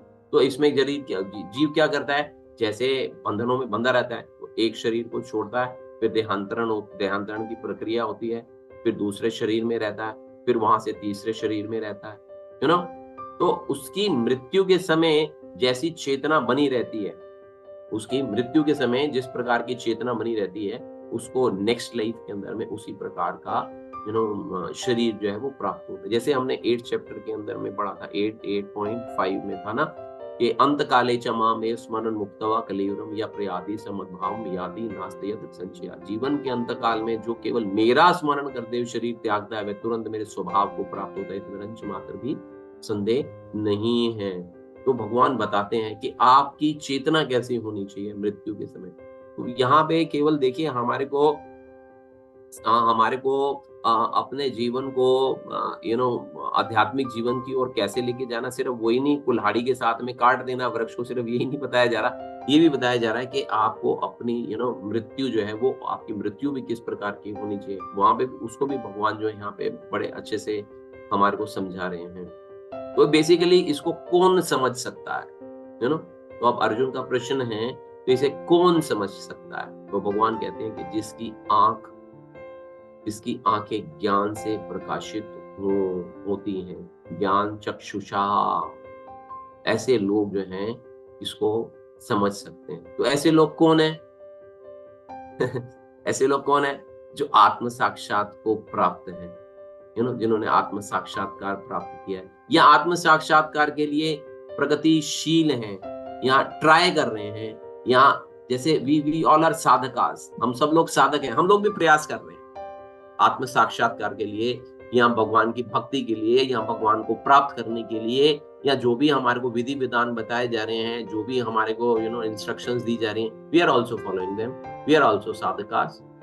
तो हम लोग भी आत्म साक्षात को प्राप्त करने के लिए प्रयत्नशील हैं। तो यहाँ पे बताया जा रहा है कि आत्म साक्षात को प्राप्त प्रयत्नशील योगी जन, जिनके मन विकसित है, जिनके मन विकसित है, अनेक प्रकार के साक्षात्कार के, आत्म साक्षात्कार के पथ हैं, लेकिन जो आत्म साक्षात्कार को प्राप्त नहीं है, जो जीव आत्म साक्षात को प्राप्त नहीं, वे नहीं देख पाता कि जीव के शरीर में जो परिवर्तन हो रहे हैं ना, वो किस प्रकार के हो रहे हैं, या उसको शरीर में जो परिवर्तन हो रहे हैं उसकी ओवरऑल पर्सनालिटी को वो कैसे इम्पैक्ट कर रहे हैं उसका। आजकल हम देखते हैं बेसिकली, आज का अगर हम सिनेरियो देखें तो आज के सिनेरियो में जहाँ पे कि योगा सिखाया जाता है, वो केवल बॉडीली लेवल पे योगा सिखाया जाता है, वो बेसिकली सेल्फ रियलाइजेशन के पॉइंट ऑफ व्यू से नहीं, how we can maintain our body, they are just happy with that, कि हाँ जी हमने अपने बॉडी को कैसे वो लोग मेंटेन कर लेते हैं, उसी से ही वो प्रसन्न हो जाते हैं। But that is not the ultimate goal. योग मीन्स जुड़ना, तो योग का जो असली जो मीनिंग है वो है भगवान के साथ में जुड़ना। वो आत्म साक्षात्कार के द्वारा हो सकता है, ये ऐसी छोटी मोटी प्रैक्टिस से कि हाँ जी मैं ध्यान में बैठ गया हूँ, या मैं आत्म साक्षात करने का प्रयास कर रहा हूँ, मतलब ऐसी इस नकली विधि से नहीं, असली विधि के साथ में जाना होगा। और वो असली विधि कहाँ से सीख सकते हैं? वो बेसिकली भक्ति योग है, भक्ति योग है। और इसको भक्ति योग को सीखने के लिए हमारे को किसी प्रशिक्षित या प्रमाणिक व्यक्ति के पास में जाना होगा, जो ऑलरेडी इन सारी चीजों को फॉलो कर रहा है, या जो ऑलरेडी इनको एक्सपीरियंस कर चुका हुआ है। उन लोगों के पास में बेसिकली हमारे को ये चीजें जो है वो सीखनी होंगी। तो फिर अगला प्रश्न फिर करता है अर्जुन कि कृष्ण, क्या आप उनके संघर्ष में उनकी मदद नहीं करते हो? कोई हेल्प नहीं करते हो क्या? आप बेचारे फंसे हुए हैं यहाँ पे एक तो, और आप उनकी कोई हेल्प नहीं करते हो? भगवान कहते हैं कि नहीं, मैं उनकी मदद करता हूँ। मैं अलग अलग स्तर पे विभिन्न स्तरों पर उनकी हेल्प करता हूँ। हम देखते हैं हमारे जीवन के अंदर में कृष्ण जो है वो हमारे बेसिकली अनुरक्षक करता है, या हमारे पालन करता है। इस जगत में हमारे पालनकर्ता के रूप में कृष्ण की स्थिति को बेसिकली अगर हम समझें then like how Krishna assists us in our material existence and in our spiritual growth, तब हमारे को ये बातें जो है ना वो समझ में आएंगी।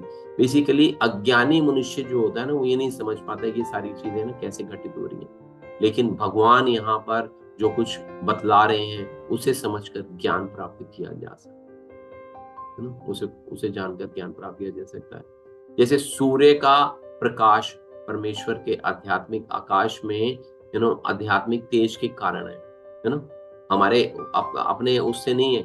तो सूर्य में अपना प्रकाश नहीं है, और वो बेसिकली भगवान के आध्यात्मिक तेज की वजह से है। और जैसे ही सूर्य उदय होता है तो जीव जो है वो कार्य करना अपने जीवन के अंदर में प्रारंभ कर देता है। तो भगवान जो है वो हमारे को ब्रह्मांडीय स्तर पर या कॉस्मिक लेवल पे या व्यक्तिगत स्तर पे पर्सनल लेवल पे जो है वो हमारे को हेल्प करते हैं, कि भगवान यहाँ पे बोल रहे हैं कि मैं सूर्य, चंद्रमा तथा अग्नि का प्रकाश का स्रोत हूँ। स्रोत है भगवान, दिस इज इम्पोर्टेंट। स्रोत है भगवान जो इस विश्व के अंधकार को मिटाते हैं। So lord is the source of all these energies. कहाँ से आ रहा है? वो भगवान से आ रहा है। फिर क्या कहते हैं कि मैं प्रत्येक लोक में प्रवेश करता हूँ और मेरी शक्ति से सारे लोग अपनी कक्षा में स्थित रहते हैं। और क्या कि मैं चंद्रमा बनकर वनस्पतियों को जीवन रस प्रदान करता हूँ। तो बेसिकली जैसे ही सूर्य उदय होता है तो हम सब लोग जो है वो काम में लग जाते हैं। भोजन के लिए अग्नि चाहिए, फैक्ट्रियों के लिए अग्नि चाहिए, और अग्नि की सहायता के बिना हम कुछ भी नहीं कर सकते हैं, और इसलिए जो है सूर्य उदय, अग्नि, चंद्रमा की चांदनी, ये बेसिकली जीवों को अच्छे लगते हैं बेसिकली, और चंद्रमा का जो प्रकाश होता है वो उससे क्या होता है, उससे सारी वनस्पतियां जो है वो पोषित होती है। प्रत्येक वस्तु जो है चंद्रमा के प्रभाव से परमेश्वर के द्वारा स्वादिष्ट बनाई जाती है। हम लोग देखते हैं कि रात को जैसे चांदनी होती है तो उस चांदनी से जो फल हैं, सब्जियां हैं या अन्य औषधियां हैं, उनमें सब जो रस का जो हम अनुभव करते हैं, उस रस का अनुभव हम बेसिकली भगवान की वजह से कर पाते हैं, क्योंकि भगवान की शक्ति है चंद्रमा, चंद्रमा जो है वो भगवान की शक्ति है। तो उससे बेसिकली ये सारी चीजें जो है हम लोग उसका स्वाद जो है उसका हम ले पाते हैं। और अगर हम इस छोटी सी चीज को समझ लेते हैं कि यस, हाँ, ये सूर्य का जो प्रकाश आ रहा है, जो अग्नि है, ये चंद्रमा है, this is all because of Lord Krishna, ये भगवान की वजह से। अगर हम इस बात को समझ लेते हैं और अपनी लाइफ में इंप्लीमेंट करते हैं, that is basically called Krishna consciousness. अगर हम इतना ही प्रयास कर लेते हैं, हमारे को बहुत ज्यादा कोई प्रयास करने की आवश्यकता नहीं, केवल इतनी सी अंडरस्टैंडिंग हम बना लेते हैं कि yes, Krishna is the source of everything, he is doing, the sun is because of him, the moon is because of him, the fire is because of him, ये सब उन्हीं की वजह से है। that जब जीव ये समझना प्रारंभ कर देता है, that is called basically Krishna consciousness. वही कृष्णा कॉन्शियसनेस है, और अलग से कुछ कृष्णा कॉन्शियसनेस सीखने की आवश्यकता नहीं रह जाती है। और फिर व्यक्तिगत स्तर पे अगर हम देखें तो भगवान कहते हैं कि मैं समस्त जीवों के शरीरों में पाचन अग्नि वैश्वानर हूं। मैं श्वास, प्रश्वास, प्राण वायु में रहकर 4 प्रकार के अणु को पचाता हूं। तो हम यहाँ पे बेसिकली आयुर्वेद के अनुसार अगर हम देखते हैं, आयुर्वेद शास्त्र के अनुसार हम देखें तो हमारे पेट में बेसिकली अग्नि होती है। जड़ा क्या बोलते हैं उसको? जठराग्नि। जठराग्नि बोलते हैं उसको। हमारे पेट के अंदर में जठरा अग्नि पहुंचती है, जहाँ वहाँ जो बेसिकली भोजन को, जो हमारे भोजन को डाइजेस्ट करती है, पचाती है। यह अग्नि बेसिकली क्या है कि भगवान का एक स्वरूप है, उसका एक रिप्रेजेंटेशन करती है, क्योंकि भगवान सभी प्रकार के अन्नों का पाचन करने में सहायक होते हैं। अतः इसलिए जीव जो है वो जैसे कोई चीज खाता है तो उसको भगवान क्या करते हैं, उसको डाइजेशन करवाने में हेल्प कर देते हैं। बेसिकली क्या है कि हम खा रहे हैं लेकिन डाइजेशन कौन कर रहा है, अंदर से हमारा जो सिस्टम है, ऑटो मोड में हमारा सिस्टम जो है उन चीजों को डाइजेस्ट कर रहा है, वो अपने आप नहीं डाइजेस्ट कर रहा। वो बेसिकली भगवान की जो शक्ति है हमारे शरीर के अंदर में, वो उस डाइजेशन प्रोसेस को जो है वो कंप्लीट कर रहे हैं। फिर भगवान बताते हैं कि मैं 4 प्रकार के अन्नों को जो है वो पचाता हूँ। तो 4 प्रकार के अन्न किस प्रकार के होते हैं? कुछ निगलने वाले होते हैं, पेय पदार्थ जिनको कि हम बोलते हैं, कुछ चबाए जाने वाले पदार्थ होते हैं जिसको कि हम लोग भोज्य या भोजन बोलते हैं, कुछ चाटने वाले, कुछ चीजों को हम चाटते हैं, तो और कुछ चीजों को हम लोग चूसते हैं। तो ये सभी प्रकार के जो भी अन्न होते हैं या पदार्थ होते हैं, भगवान कह रहे हैं कि मैं इन सबको पचाता हूँ। तो आप सोच लीजिए कि अगर भगवान इसको नहीं पचाएंगे हमारे शरीर के अंदर में, तो हमारी क्या स्थिति होगी, क्या भूख लगेगी हमारे को, और क्या हमारी डाइजेशन होगी, और क्या हमारी पर्सनालिटी होगी। So Krishna is the source of everything. Krishna सभी क्रियाकलापों के प्रारंभ करता है। ये श्लोक बेसिकली भगवान से संबंध, अभिदय, प्रयोजन को इंडिकेट करता है बेसिकली कि हम लोग भगवान के साथ में जो अपना संबंध जो है ना वो किस प्रकार से बना सकते हैं, और हमारा अभिधेय क्या है, हमारा हम क्या करना चाहते हैं, कैसे करेंगे, विधि क्या है, अभिधेय क्या है, प्रयोजन क्या है, what we want to achieve out of that, तो ये बेसिकली संबंध, अभिधेय, प्रयोजन इसको इंडिकेट करते हैं नेक्स्ट श्लोका जो है ना। तो अर्जुन बोलते, क्या आप उन्हें उनकी बंदी अवस्था से बाहर आने में मदद नहीं करते? भगवान कहते हैं कि मैं उनकी सदैव मदद करता हूँ, उन्हें मुक्ति प्राप्त करने में मैं सहायता देता हूँ। बेसिकली परमात्मा के रूप में कृष्ण जो है वो सभी क्रियाकलापों को प्रारंभ करते हैं। तो यहाँ पे आगे जो है अर्जुन का प्रश्न है कि वो कैसे होता है ये सब। तो भगवान कहते हैं, सर्वस्य चा हम हृदि सन्निविष्टो ततः स्मृति ज्ञान अपोहनम चा वेदस्य चा सर्वे अहम एव वेदयो वेदांत कृत वेदविद एव च अहम।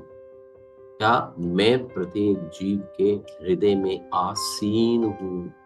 भगवान क्या है कि प्रत्येक जीव के हृदय में आसीन है, और मुझसे ही स्मृति मीन्स जो चीजें याद रह जाती हैं हमारे को, स्मृति ज्ञान नॉलेज, तथा विस्मृति जो चीजें हम भूल जाते हैं होती हैं।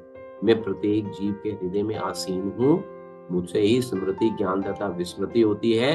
फिर क्या बताते हैं कि मैं ही वेदों के द्वारा जानने योग्य हूं, कोई और जानने योग्य नहीं है। भगवान यहाँ पे क्लियर बोल रहे हैं कि मैं ही वेदों के द्वारा जानने योग्य हूं। फिर आगे कहते हैं कि निस्संदेह मैं वेदांत का संकलन करता। ये वेदांत किसने बताए हैं, ये वेद वेदांत किसने बनाया है? ये भगवान कह रहे हैं कि मैं वेदांत का संकलन करता हूं। व्यास देव के रूप में भगवान आते हैं और वेदांत लिखते हैं, वेदांत पे अपनी टिप्पणियां देते हैं, वेदांत को लिखते हैं। तो भगवान कह रहे हैं कि मैं वेदांत का संकलन करता तथा समस्त वेदों का जानने वाला। मेरे को मालूम है समस्त वेदों के अंदर में क्या बताया गया है, तो मैं वही ज्ञान आप लोगों को देता हूं। प्रत्येक जीव के हृदय में आसीन हूँ, मुझसे ही स्मृति ज्ञान विस्मृति होती है। मैं ही वेदों के द्वारा जानने योग्य हूँ, वेदांत का संकलन करता हूँ, समस्त वेदों का जानने वाला। परमेश्वर एक्चुअली परमात्मा रूप में प्रत्येक जीव के हृदय में स्थित है, और उन्हीं के कारण सारे कर्म जो हैं जीव को प्रेरित करते हैं। जीव जो है अपने पहले के जीवन की सारी बातें जो है वो भूल जाता है, और अपने पुराने विगत कर्मों के अनुसार बेसिकली इस प्रेजेंट लाइफ के अंदर में अपना कार्य करना प्रारंभ करता है। उसके लिए भगवान उसको आवश्यक ज्ञान जिसकी जरूरत उसको रहती है या स्मृति ज्ञान प्रदान करते हैं। देखिए, अगर आपको आपके पिछले जीवन का, हमारे को अगर इसी जीवन के अंदर में कोई हमारी अच्छी बुरी घटनाएं ध्यान में रह जाती हैं तो वही हमारी इस लाइफ के अंदर में इम्पैक्ट। सोचिए, जो आपको आपकी पिछली लाइफ के विषय में, उससे पिछली लाइफ के विषय में अगर स्मृति हो जाए तो इसलिए व्यक्ति जो है वो पागल हो जाएगा, है ना। तो इसलिए व्यक्ति जो है वो अपने स्तर पे रहे तो भगवान जो है ना वो स्मृति भी देते हैं और विस्मृति भी पैरेलली जो है हमारे को देते हैं।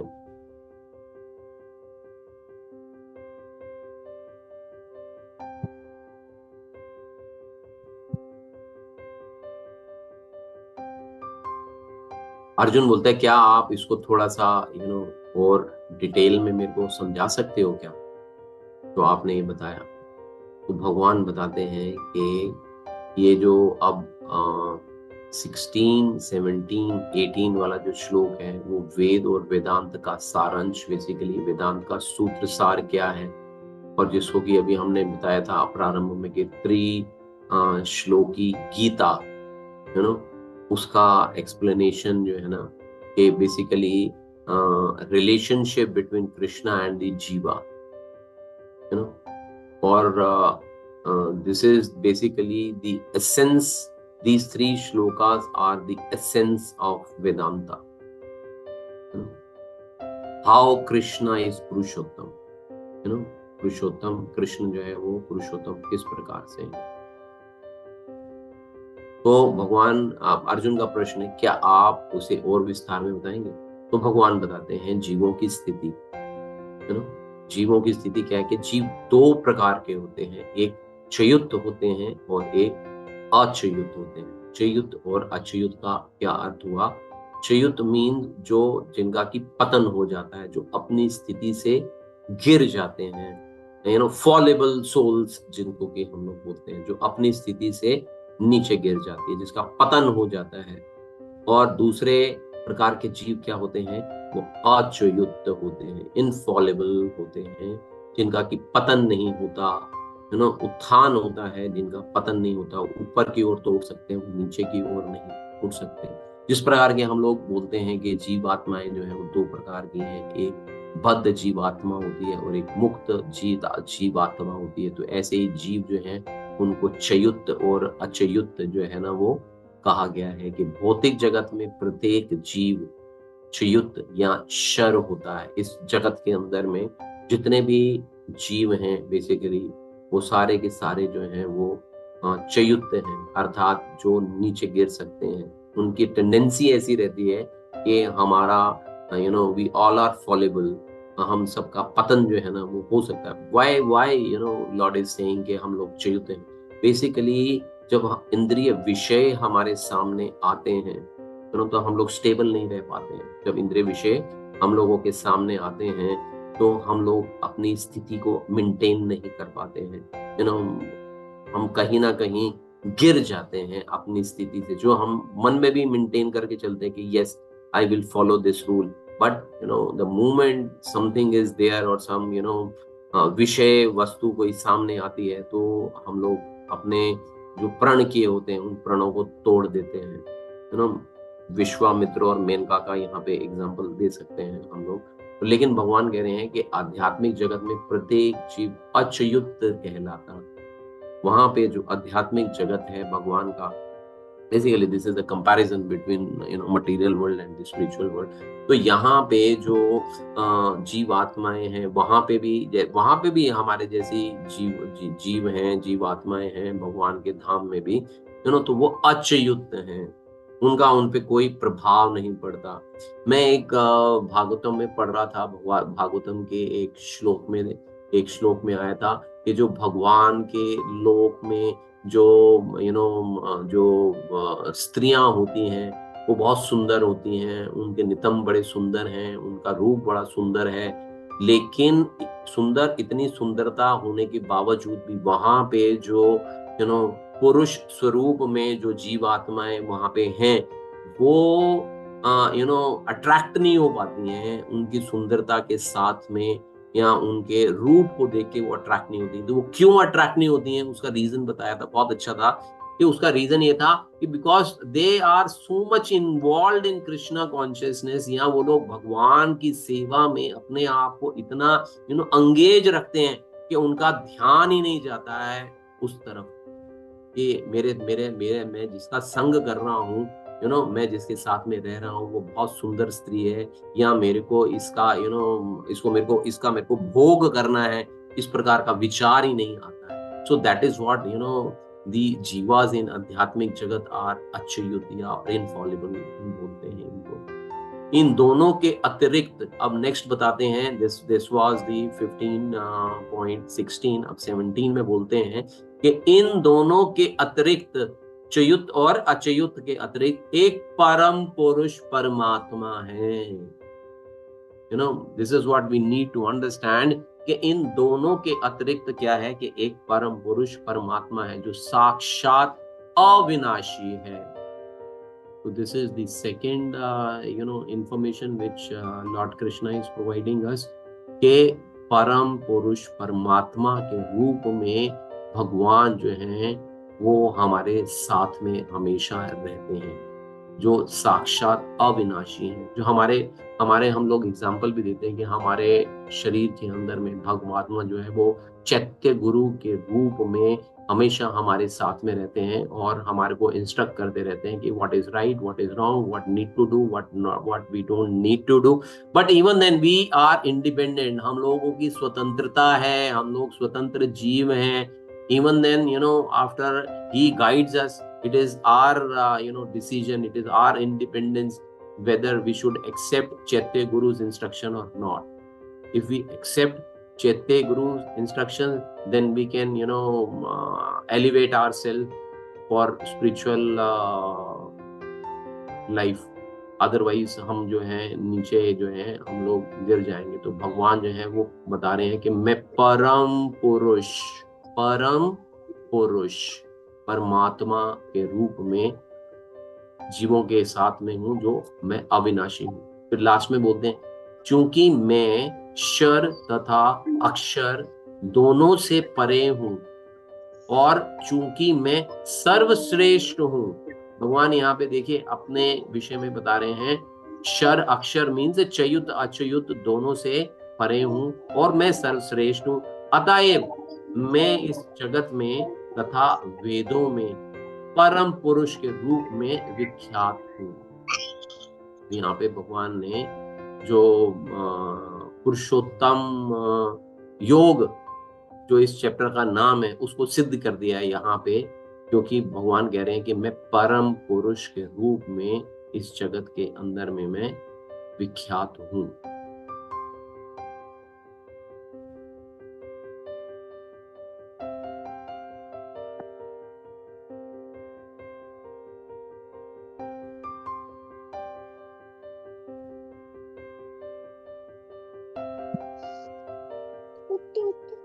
अब ये एक छोटा सा कंपैरिजन है, छोटा सा। हरि बोल, प्लीज म्यूट कर दीजिए। प्रेमंजलि देख जरा म्यूट कर दे। तो यहाँ पे basically now this chapter is going to close. 18 श्लोक हो चुके हैं, 2 ही बचे हैं। तो I am just giving you a comparison भौतिक और आध्यात्मिक जगत के अंदर में जो अभी तक हमने पढ़ा उसके अंदर में अंतर क्या है बेसिकली कि जो भौतिक जगत है वो कंडीशनड है, मींस यहाँ पे कंडीशनिंग हो रखी हुई है, अनकंडीशनड नहीं है। मतलब यहाँ पे उसको कंडीशनड किया गया। जैसे फॉर एग्जांपल हमारा एयर कंडीशनर होता है ना, तो एयर कंडीशनर को हम लोग उसकी कंडीशनिंग करते हैं। बेसिकली एयर कंडीशन की हम लोग कंडीशनिंग करते हैं कि हमारे को गर्म हवा चाहिए, हमारे को ठंडी हवा चाहिए, हमारे को कम हवा चाहिए, हमारे को ज्यादा हवा चाहिए। We conditioned it. So this material world is conditioned. ये जो है ना कंडीशनड अवस्था में है, और जो स्पिरिचुअल वर्ल्ड है या स्पिरिचुअल जगत जो है, बहुत आध्यात्मिक जगत जो है वो अनकंडीशनड है। वहां पे ऐसा कुछ नहीं है, वहां पे जो चीज जैसी है वो चीज वैसी है, उनको कंडीशन नहीं किया गया हुआ है, वो अनकंडीशनड है बेसिकली। और क्या है कि भौतिक जगत अस्थायी है, टेम्परेरी है, टाइम बीइंग है यहाँ पे, जो कुछ भी जो भी चीजें हैं, हमारे पास धन भी है, हमारे पास पति भी है, पत्नी भी है, पुत्री भी है, पुत्र भी है, सब कुछ है हमारे पास यहाँ पे, लेकिन सब टेम्परेरी है, it is not for ever, it is not forever. We have to leave this place after some time. We are here for some limited, very very limited time here. We have to spend very limited time here. So ये जगत जो है वो temporary है, अस्थायी है, जबकि आध्यात्मिक जगत जो है वो परमानेंट है, इटर्नल है, स्थायी है, शाश्वत है, जिसको कि हम लोग बोलते हैं, और ये भौतिक जगत जो है वो 3 गुणों से प्रभावित रहता है, और आध्यात्मिक जगत के अंदर में कोई गुण ही नहीं है, इसलिए प्रभाव वो कोई किसी इस प्रकार के गुणों के प्रभाव में जीव आ जाएगा, वहां पे आके इस तरह का कोई प्रश्न ही नहीं उठता,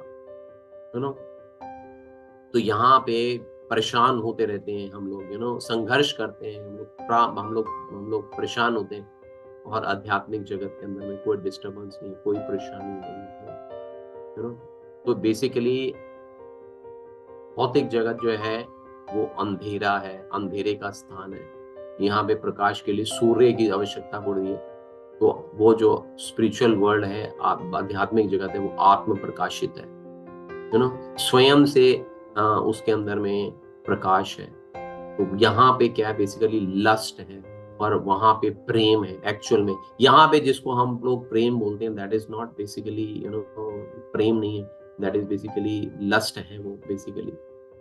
और जीव जो है यहाँ पे आत्म संतुष्टि के लिए कार्य करता है, और उसका प्रभाव क्या पड़ता है, उसको यहीं पे वापस आ जाना पड़ता है। और जब आध्यात्मिक जगत के अंदर में जीव बिना किसी अपेक्षा के, बिना किसी एक्सपेक्टेशन के भगवान को प्रसन्न करने के लिए उनकी सेवा करता है, सेवा उद्देश्य रहता है उसके अंदर में, तो उसका प्रभाव क्या पड़ता है, उसको वापस नहीं आना पड़ता है ना। और क्या है कि इस दुनिया में चीजों रिश्तों को बनाए रखने के लिए संघर्षरत रहता है व्यक्ति, अपने आप को मेंटेन करने के लिए संघर्ष करता है। आध्यात्मिक जगत में कोई संघर्ष नहीं है, वहां पे सुख ही सुख है, क्योंकि वहां पे केवल एक ही व्यक्ति को काम है, भगवान की सेवा करना, और कोई दूसरा कार्य नहीं। और जो यहाँ पे हमारी जो शरीर है वो पंचभूत का बना हुआ है, पृथ्वी जल अग्नि वायु आकाश का बना हुआ है, वहां पे जो जीव को जो शरीर मिलता है वो चिन्मय शरीर मिलता है, चिन्मय शरीर होता है, वो पंचभूतों से नहीं बना हुआ। जैसे भगवान का शरीर जो है वो चिन्मय है, भगवान चिन्मय, ऐसे वहां पे भी जीव आत्मा को जो शरीर मिलता है वो चिन्मय मिलता है। यहाँ पे हमारे पास जो दृष्टि होती है ना, भौतिक दृष्टि होती है, चर्म चक्षुओं के साथ में हम लोग चीजों को देखते हैं, जबकि हम वहां पे स्पिरिचुअल विजन होती है हमारी, यहाँ आध्यात्मिक दृष्टि के साथ में हम चीजों को देखते हैं। यहाँ पे भी हम लोग आध्यात्मिक दृष्टि के साथ में चीजों को देखने का प्रयास कर सकते हैं, जैसे कि हम लोग अभी कर रहे हैं। We are just trying to develop our spiritual vision, and the moment we will enhance our spiritual vision accordingly, we will manifest love for Krishna। वैसे ही हम लोग अपने अंदर में भगवान के लिए प्रेम जो है ना, भगवान को भी आकर्षित कर सकेंगे, और भगवान के लिए प्रेम भी जो है डेवलप कर सकेंगे। और जीव जो है यहाँ पे, जैसे अभी हम लोग बात कर रहे थे कि वो चयुक्त है, पतनशील है, पतन हो सकता है हमारा, because we are always attracted with विषय, विषय इंद्रियों के साथ में हम लोग, विषयों के साथ में हम लोग आकर्षित हो जाते हैं। और वहां पे जो जीव है अच्युत है, इनफॉलिबल है, अचूक है, अच्युत्य है। तो ये बेसिकली जो अभी हमने पढ़ा उसका एक कंपैरिजन है, how spiritual world is better as compare to material world. तो भगवान बता रहे हैं 19th और 20th लास्ट के श्लोक के अंदर में, जो कोई मुझे संचय रहित होकर पुरुषोत्तम भगवान के रूप में जानता है, वह सब कुछ जानता है। This is the essence of the Vedas. This is the essence of the Vedas which Lord has communicated in just one line, just a single line, कि जो कोई मुझे संचय रहित, अनडाउटेडली, संचय रहित मीन्स कोई डाउट नहीं करना, कोई किसी प्रकार का कोई मन के अंदर में डाउट नहीं आना चाहिए, है ना, कि भगवान कृष्ण है या भगवान शिव है, भगवान कृष्ण है या भगवान दुर्गा माता है, भगवान कृष्ण है या भगवान जो है वो कोई और है, you no. So there is no doubt. Yes, Krishna is the supreme personality of Godhead. Yes, Krishna is everything. Krishna is the source of everything. I believe in Bhagavad Gita. I accept Krishna's word. You know, इस तरह का जब भाव जीव के अंदर में आ जाता है, it means उसने कुछ नहीं पढ़ा, उसने एक किताब को हाथ भी नहीं लगाया, किसी ग्रंथ को छुआ भी नहीं, but he understand the meaning of Vedas. He knows the conclusion, essence of Vedas. क्योंकि भगवान को जानना ही, ये भगवान कह रहे हैं, जो कोई मुझे संचय रहित होकर पुरुषोत्तम, पुरुषों में उत्तम, समस्त पुरुषों में, हमने पहले भी बताया था कि केवल इस संसार के, इस ब्रह्मांड, पूरे ब्रह्मांड के अंदर में केवल एक ही पुरुष है, केवल एक ही पुरुष है, और वो भगवान है, भगवान कृष्ण है. हम सब जो हैं वो प्रकृति हैं. You know, we all are female form. We all are female form. And Krishna as a Purushottam Purush has the right to enjoy us. भगवान हमारा भोग कर सकते हैं, जीव भगवान का भोग नहीं कर सकता, प्रकृति भगवान का भोग नहीं कर सकती. You know, always जो पुरुष, पुरुषोत्तम के रूप में यहाँ पे जो भगवान को बताया गया है, वो भोक्ता राम यज्ञ तपसाम सर्वलोक महेश्वरम 5.27 में भी भगवान ने बताया कि भोक्ता राम, कि मैं हूं भोक्ता समस्त जीवों का, समस्त लोगों का, समस्त देवताओं का. यू नो, शांति अगर आप प्राप्त करना चाहते हो तो मेरे को, मैं भोक्ता हूं, इस चीज को एक्सेप्ट करो. तो यहाँ पे संचय रहित होकर, कोई मन के अंदर में विचार नहीं आना चाहिए कि नहीं डाउटफुल, कृष्णा और someone else. No, straight forward, yes Krishna, that's all. फिर बोलते हैं कि हे अनध, यह वैदिक शास्त्रों का सर्वाधिक गुप्त अंश है जिसे मैं अब प्रकट किया है. You know, this is very very confidential. Krishna says, I have not given this confidential knowledge to anybody. मैंने अभी तक ये गोपनीय ज्ञान है, मैंने इस ज्ञान को अभी तक किसी और को बताया नहीं है. This is the first time, you know, जब मैं इस वैदिक शास्त्रों का सर्वाधिक गुप्त अंश है ये, यू नो, गुप्त अंश है, जिसे मैंने आपके सामने प्रकट कर दिया. किस लिए प्रकट कर दिया? हम लोगों के लिए प्रकट कर दिया बेसिकली, क्योंकि हम लोग कलयुगी जीवी, यू नो, हम लोग हैं. तो हम लोगों की बुद्धि जो है वो इतनी शार्प नहीं है, यू नो, कि हम लोग चीजों को बहुत गहराई से जिसको समझ सकें.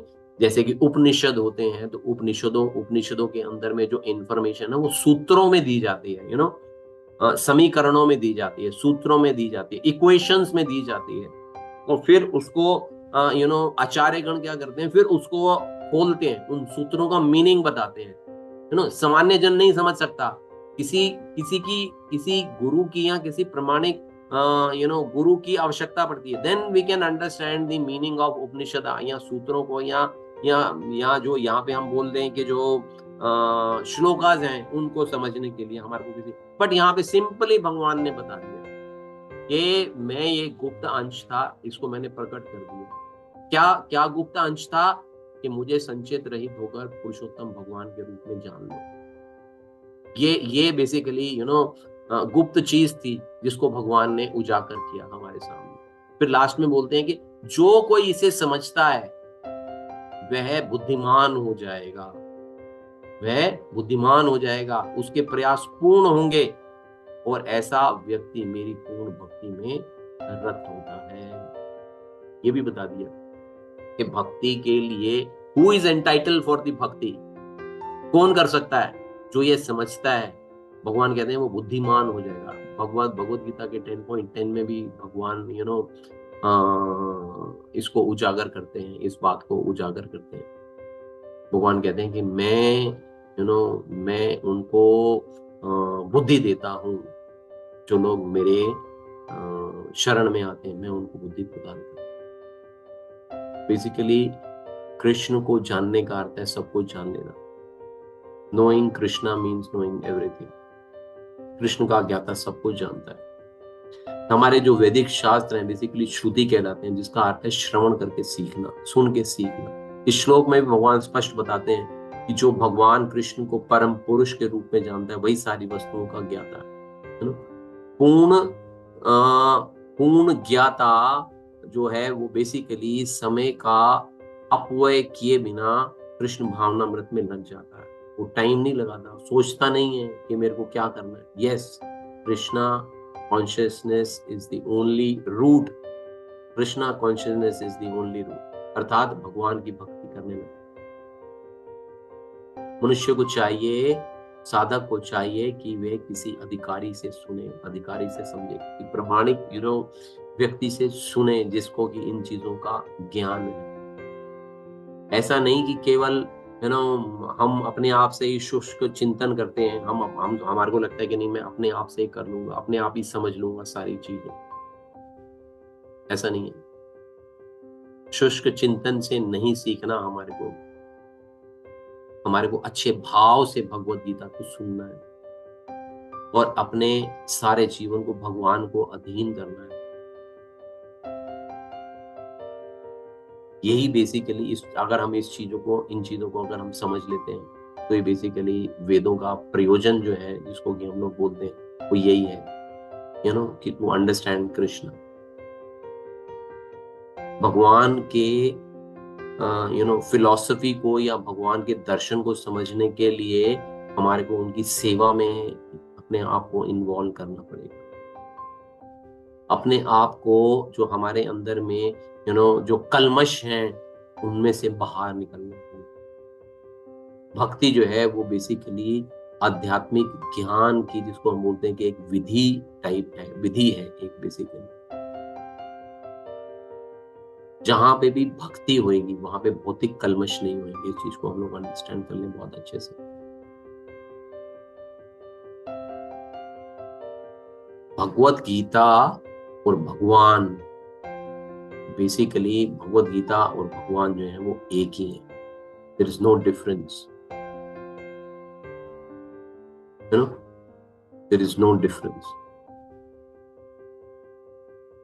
क्योंकि दोनों जो है why they are one, because दोनों आध्यात्मिक हैं। और यहाँ पे हमारे को सबसे बड़ी बात जो हमारे को जो सीखनी है, जो हमारे यहाँ पे बताया गया है लास्ट के अंदर में, कि जो हृदय के अंदर में जो हृदय की दुर्बलता है उससे हमारे को बचना है। बेसिकली दो चीजें होती हैं जिससे हमारा पतन जो है ना वो होता है, हमारा डाउनफॉल जिसको बोलते हैं ना। अच्युत्य क्यों हो जाते हैं हम, च्युत्य क्यों हो जाते हैं हम लोग, जीव च्युत्य क्यों हो जाता है। बेसिकली पहला रीजन ये हो जाता है कि हम प्रकृति पर अपना प्रभुत्व जताने का प्रयास करते हैं। जो नेचर है हम उस पे अपनी ओनरशिप दिखाते हैं। That is one of the biggest reason of our fall down. ठीक है। और दूसरा है हृदय की दुर्बलता। हृदय की दुर्बलता मीन्स चीजों के प्रति आसक्त हो जाना। हम लोग अपने आप को मेंटेन नहीं कर पाते। संसार के अंदर में जितनी भी समस्याएं हैं वो बेसिकली हमारे हृदय की दुर्बलता के कारण। तो यहाँ पे हमारे को बताया कि भगवान को हमारे को शरणागत होना है, then we can come out. और अब लास्ट के अंदर में टेक अवे पॉइंट्स क्या हैं। पदार्थ और प्रतिबिंब को समझना। पदार्थ क्या है, प्रतिबिंब क्या है। कि जो हम शेडो देख रहे हैं उस शेडो जो है वो टेम्परेरी है। उस चीज को हमारे को अंडरस्टैंड करना है। अगर हम उस चीज को अंडरस्टैंड नहीं करेंगे तो हम इसी भौतिक जगत के अंदर में ही पुनरपि जननम पुनरपि मरणम, यहीं पे ही आते रहेंगे, यहीं पे ही जाते रहेंगे। जन्म मृत्यु जरा व्याधि यहीं पे ही रहेगा। भगवान ने यहाँ पे बताया भी है 8.15 में कि ये जगत जो है वो जगत जो है वो टेम्परेरी है ना, परमानेंट नहीं है, अशाश्वतम बताया गया है इसको। फिर क्या है कि अपने अहंकार अपने झूठे अभिमान अहंकार से सावधान रहें। हम लोग शुड ऑलवेज बी अलर्ट कि हमारे अंदर में पूजा लाभ प्रतिष्ठा वाला जो भाव है, एक अहंकार है, मिथ्या अहंकार है, वो ना हमारे पास में आने पाए। अगर हमारे को, जैसे अभी हमने पढ़ा कि अगर ये इस प्रकार के भाव हमारे अंदर में है, इस पांचवा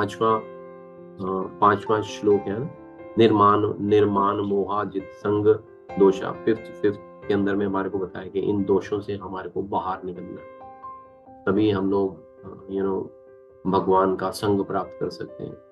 और भगवान से जुड़ने के लिए, जैसे कुल्हाड़ी का एग्जाम्पल दिया, तो विरक्ति रूपी कुल्हाड़ी हमारे को सदैव अपने पास तैयार रखनी है। हरे कृष्णा कृष्णा कृष्णा हरे हरे, हरे राम राम राम हरे हरे। ये जो महामंत्र है, ये बेसिकली ये कुल्हाड़ी है हमारे पास में, जिससे कि हम अपने आप को इस भौतिक संसार से जो है वो विरक्त कर सकते हैं। भगवान हर कदम पे हमारी मदद करते हैं। जैसे भगवान ने बताया, अर्जुन ने पूछा कि क्या आप बद्ध जीवों की मदद नहीं करते हो? भगवान ने बोला, क्यों नहीं करता हूँ, मैं तो करता हूँ, मैं तो हमेशा ही करता है और आगे भी करता रहूंगा। जब तक यहाँ पे बद्ध जीव बने रहेंगे, जब तक ये भौतिक जगत बना रहेगा, मेरा तो काम ही यही है। मैं तो जब तक हर जीव के साथ में परमात्मा स्वरूप उनके हृदय में वास करता हूँ, मैं तो तब तक छूट ही नहीं पाऊंगा।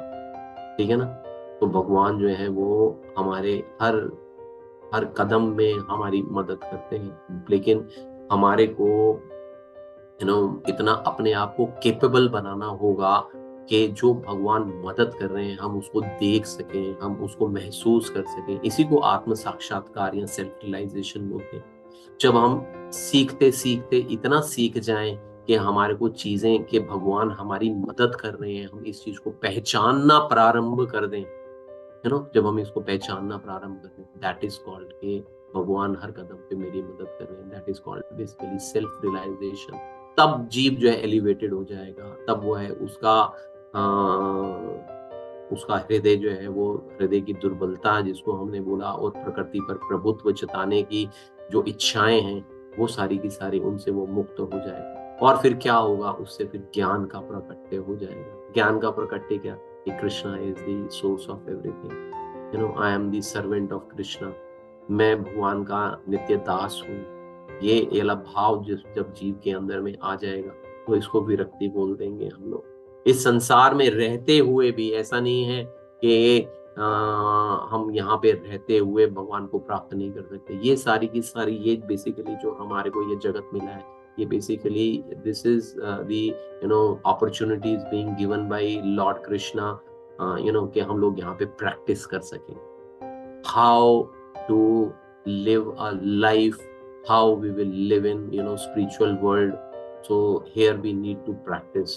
जब हम परफेक्शन में आ जाएंगे, जब हमारी परफेक्शन हो जाएगी, जब हम कृष्ण और हम एक ही लेवल पे आ जाएंगे, then we will be migrated to spiritual world. Otherwise हमारी जो माइग्रेशन है वो यहीं पे रह जाएगी।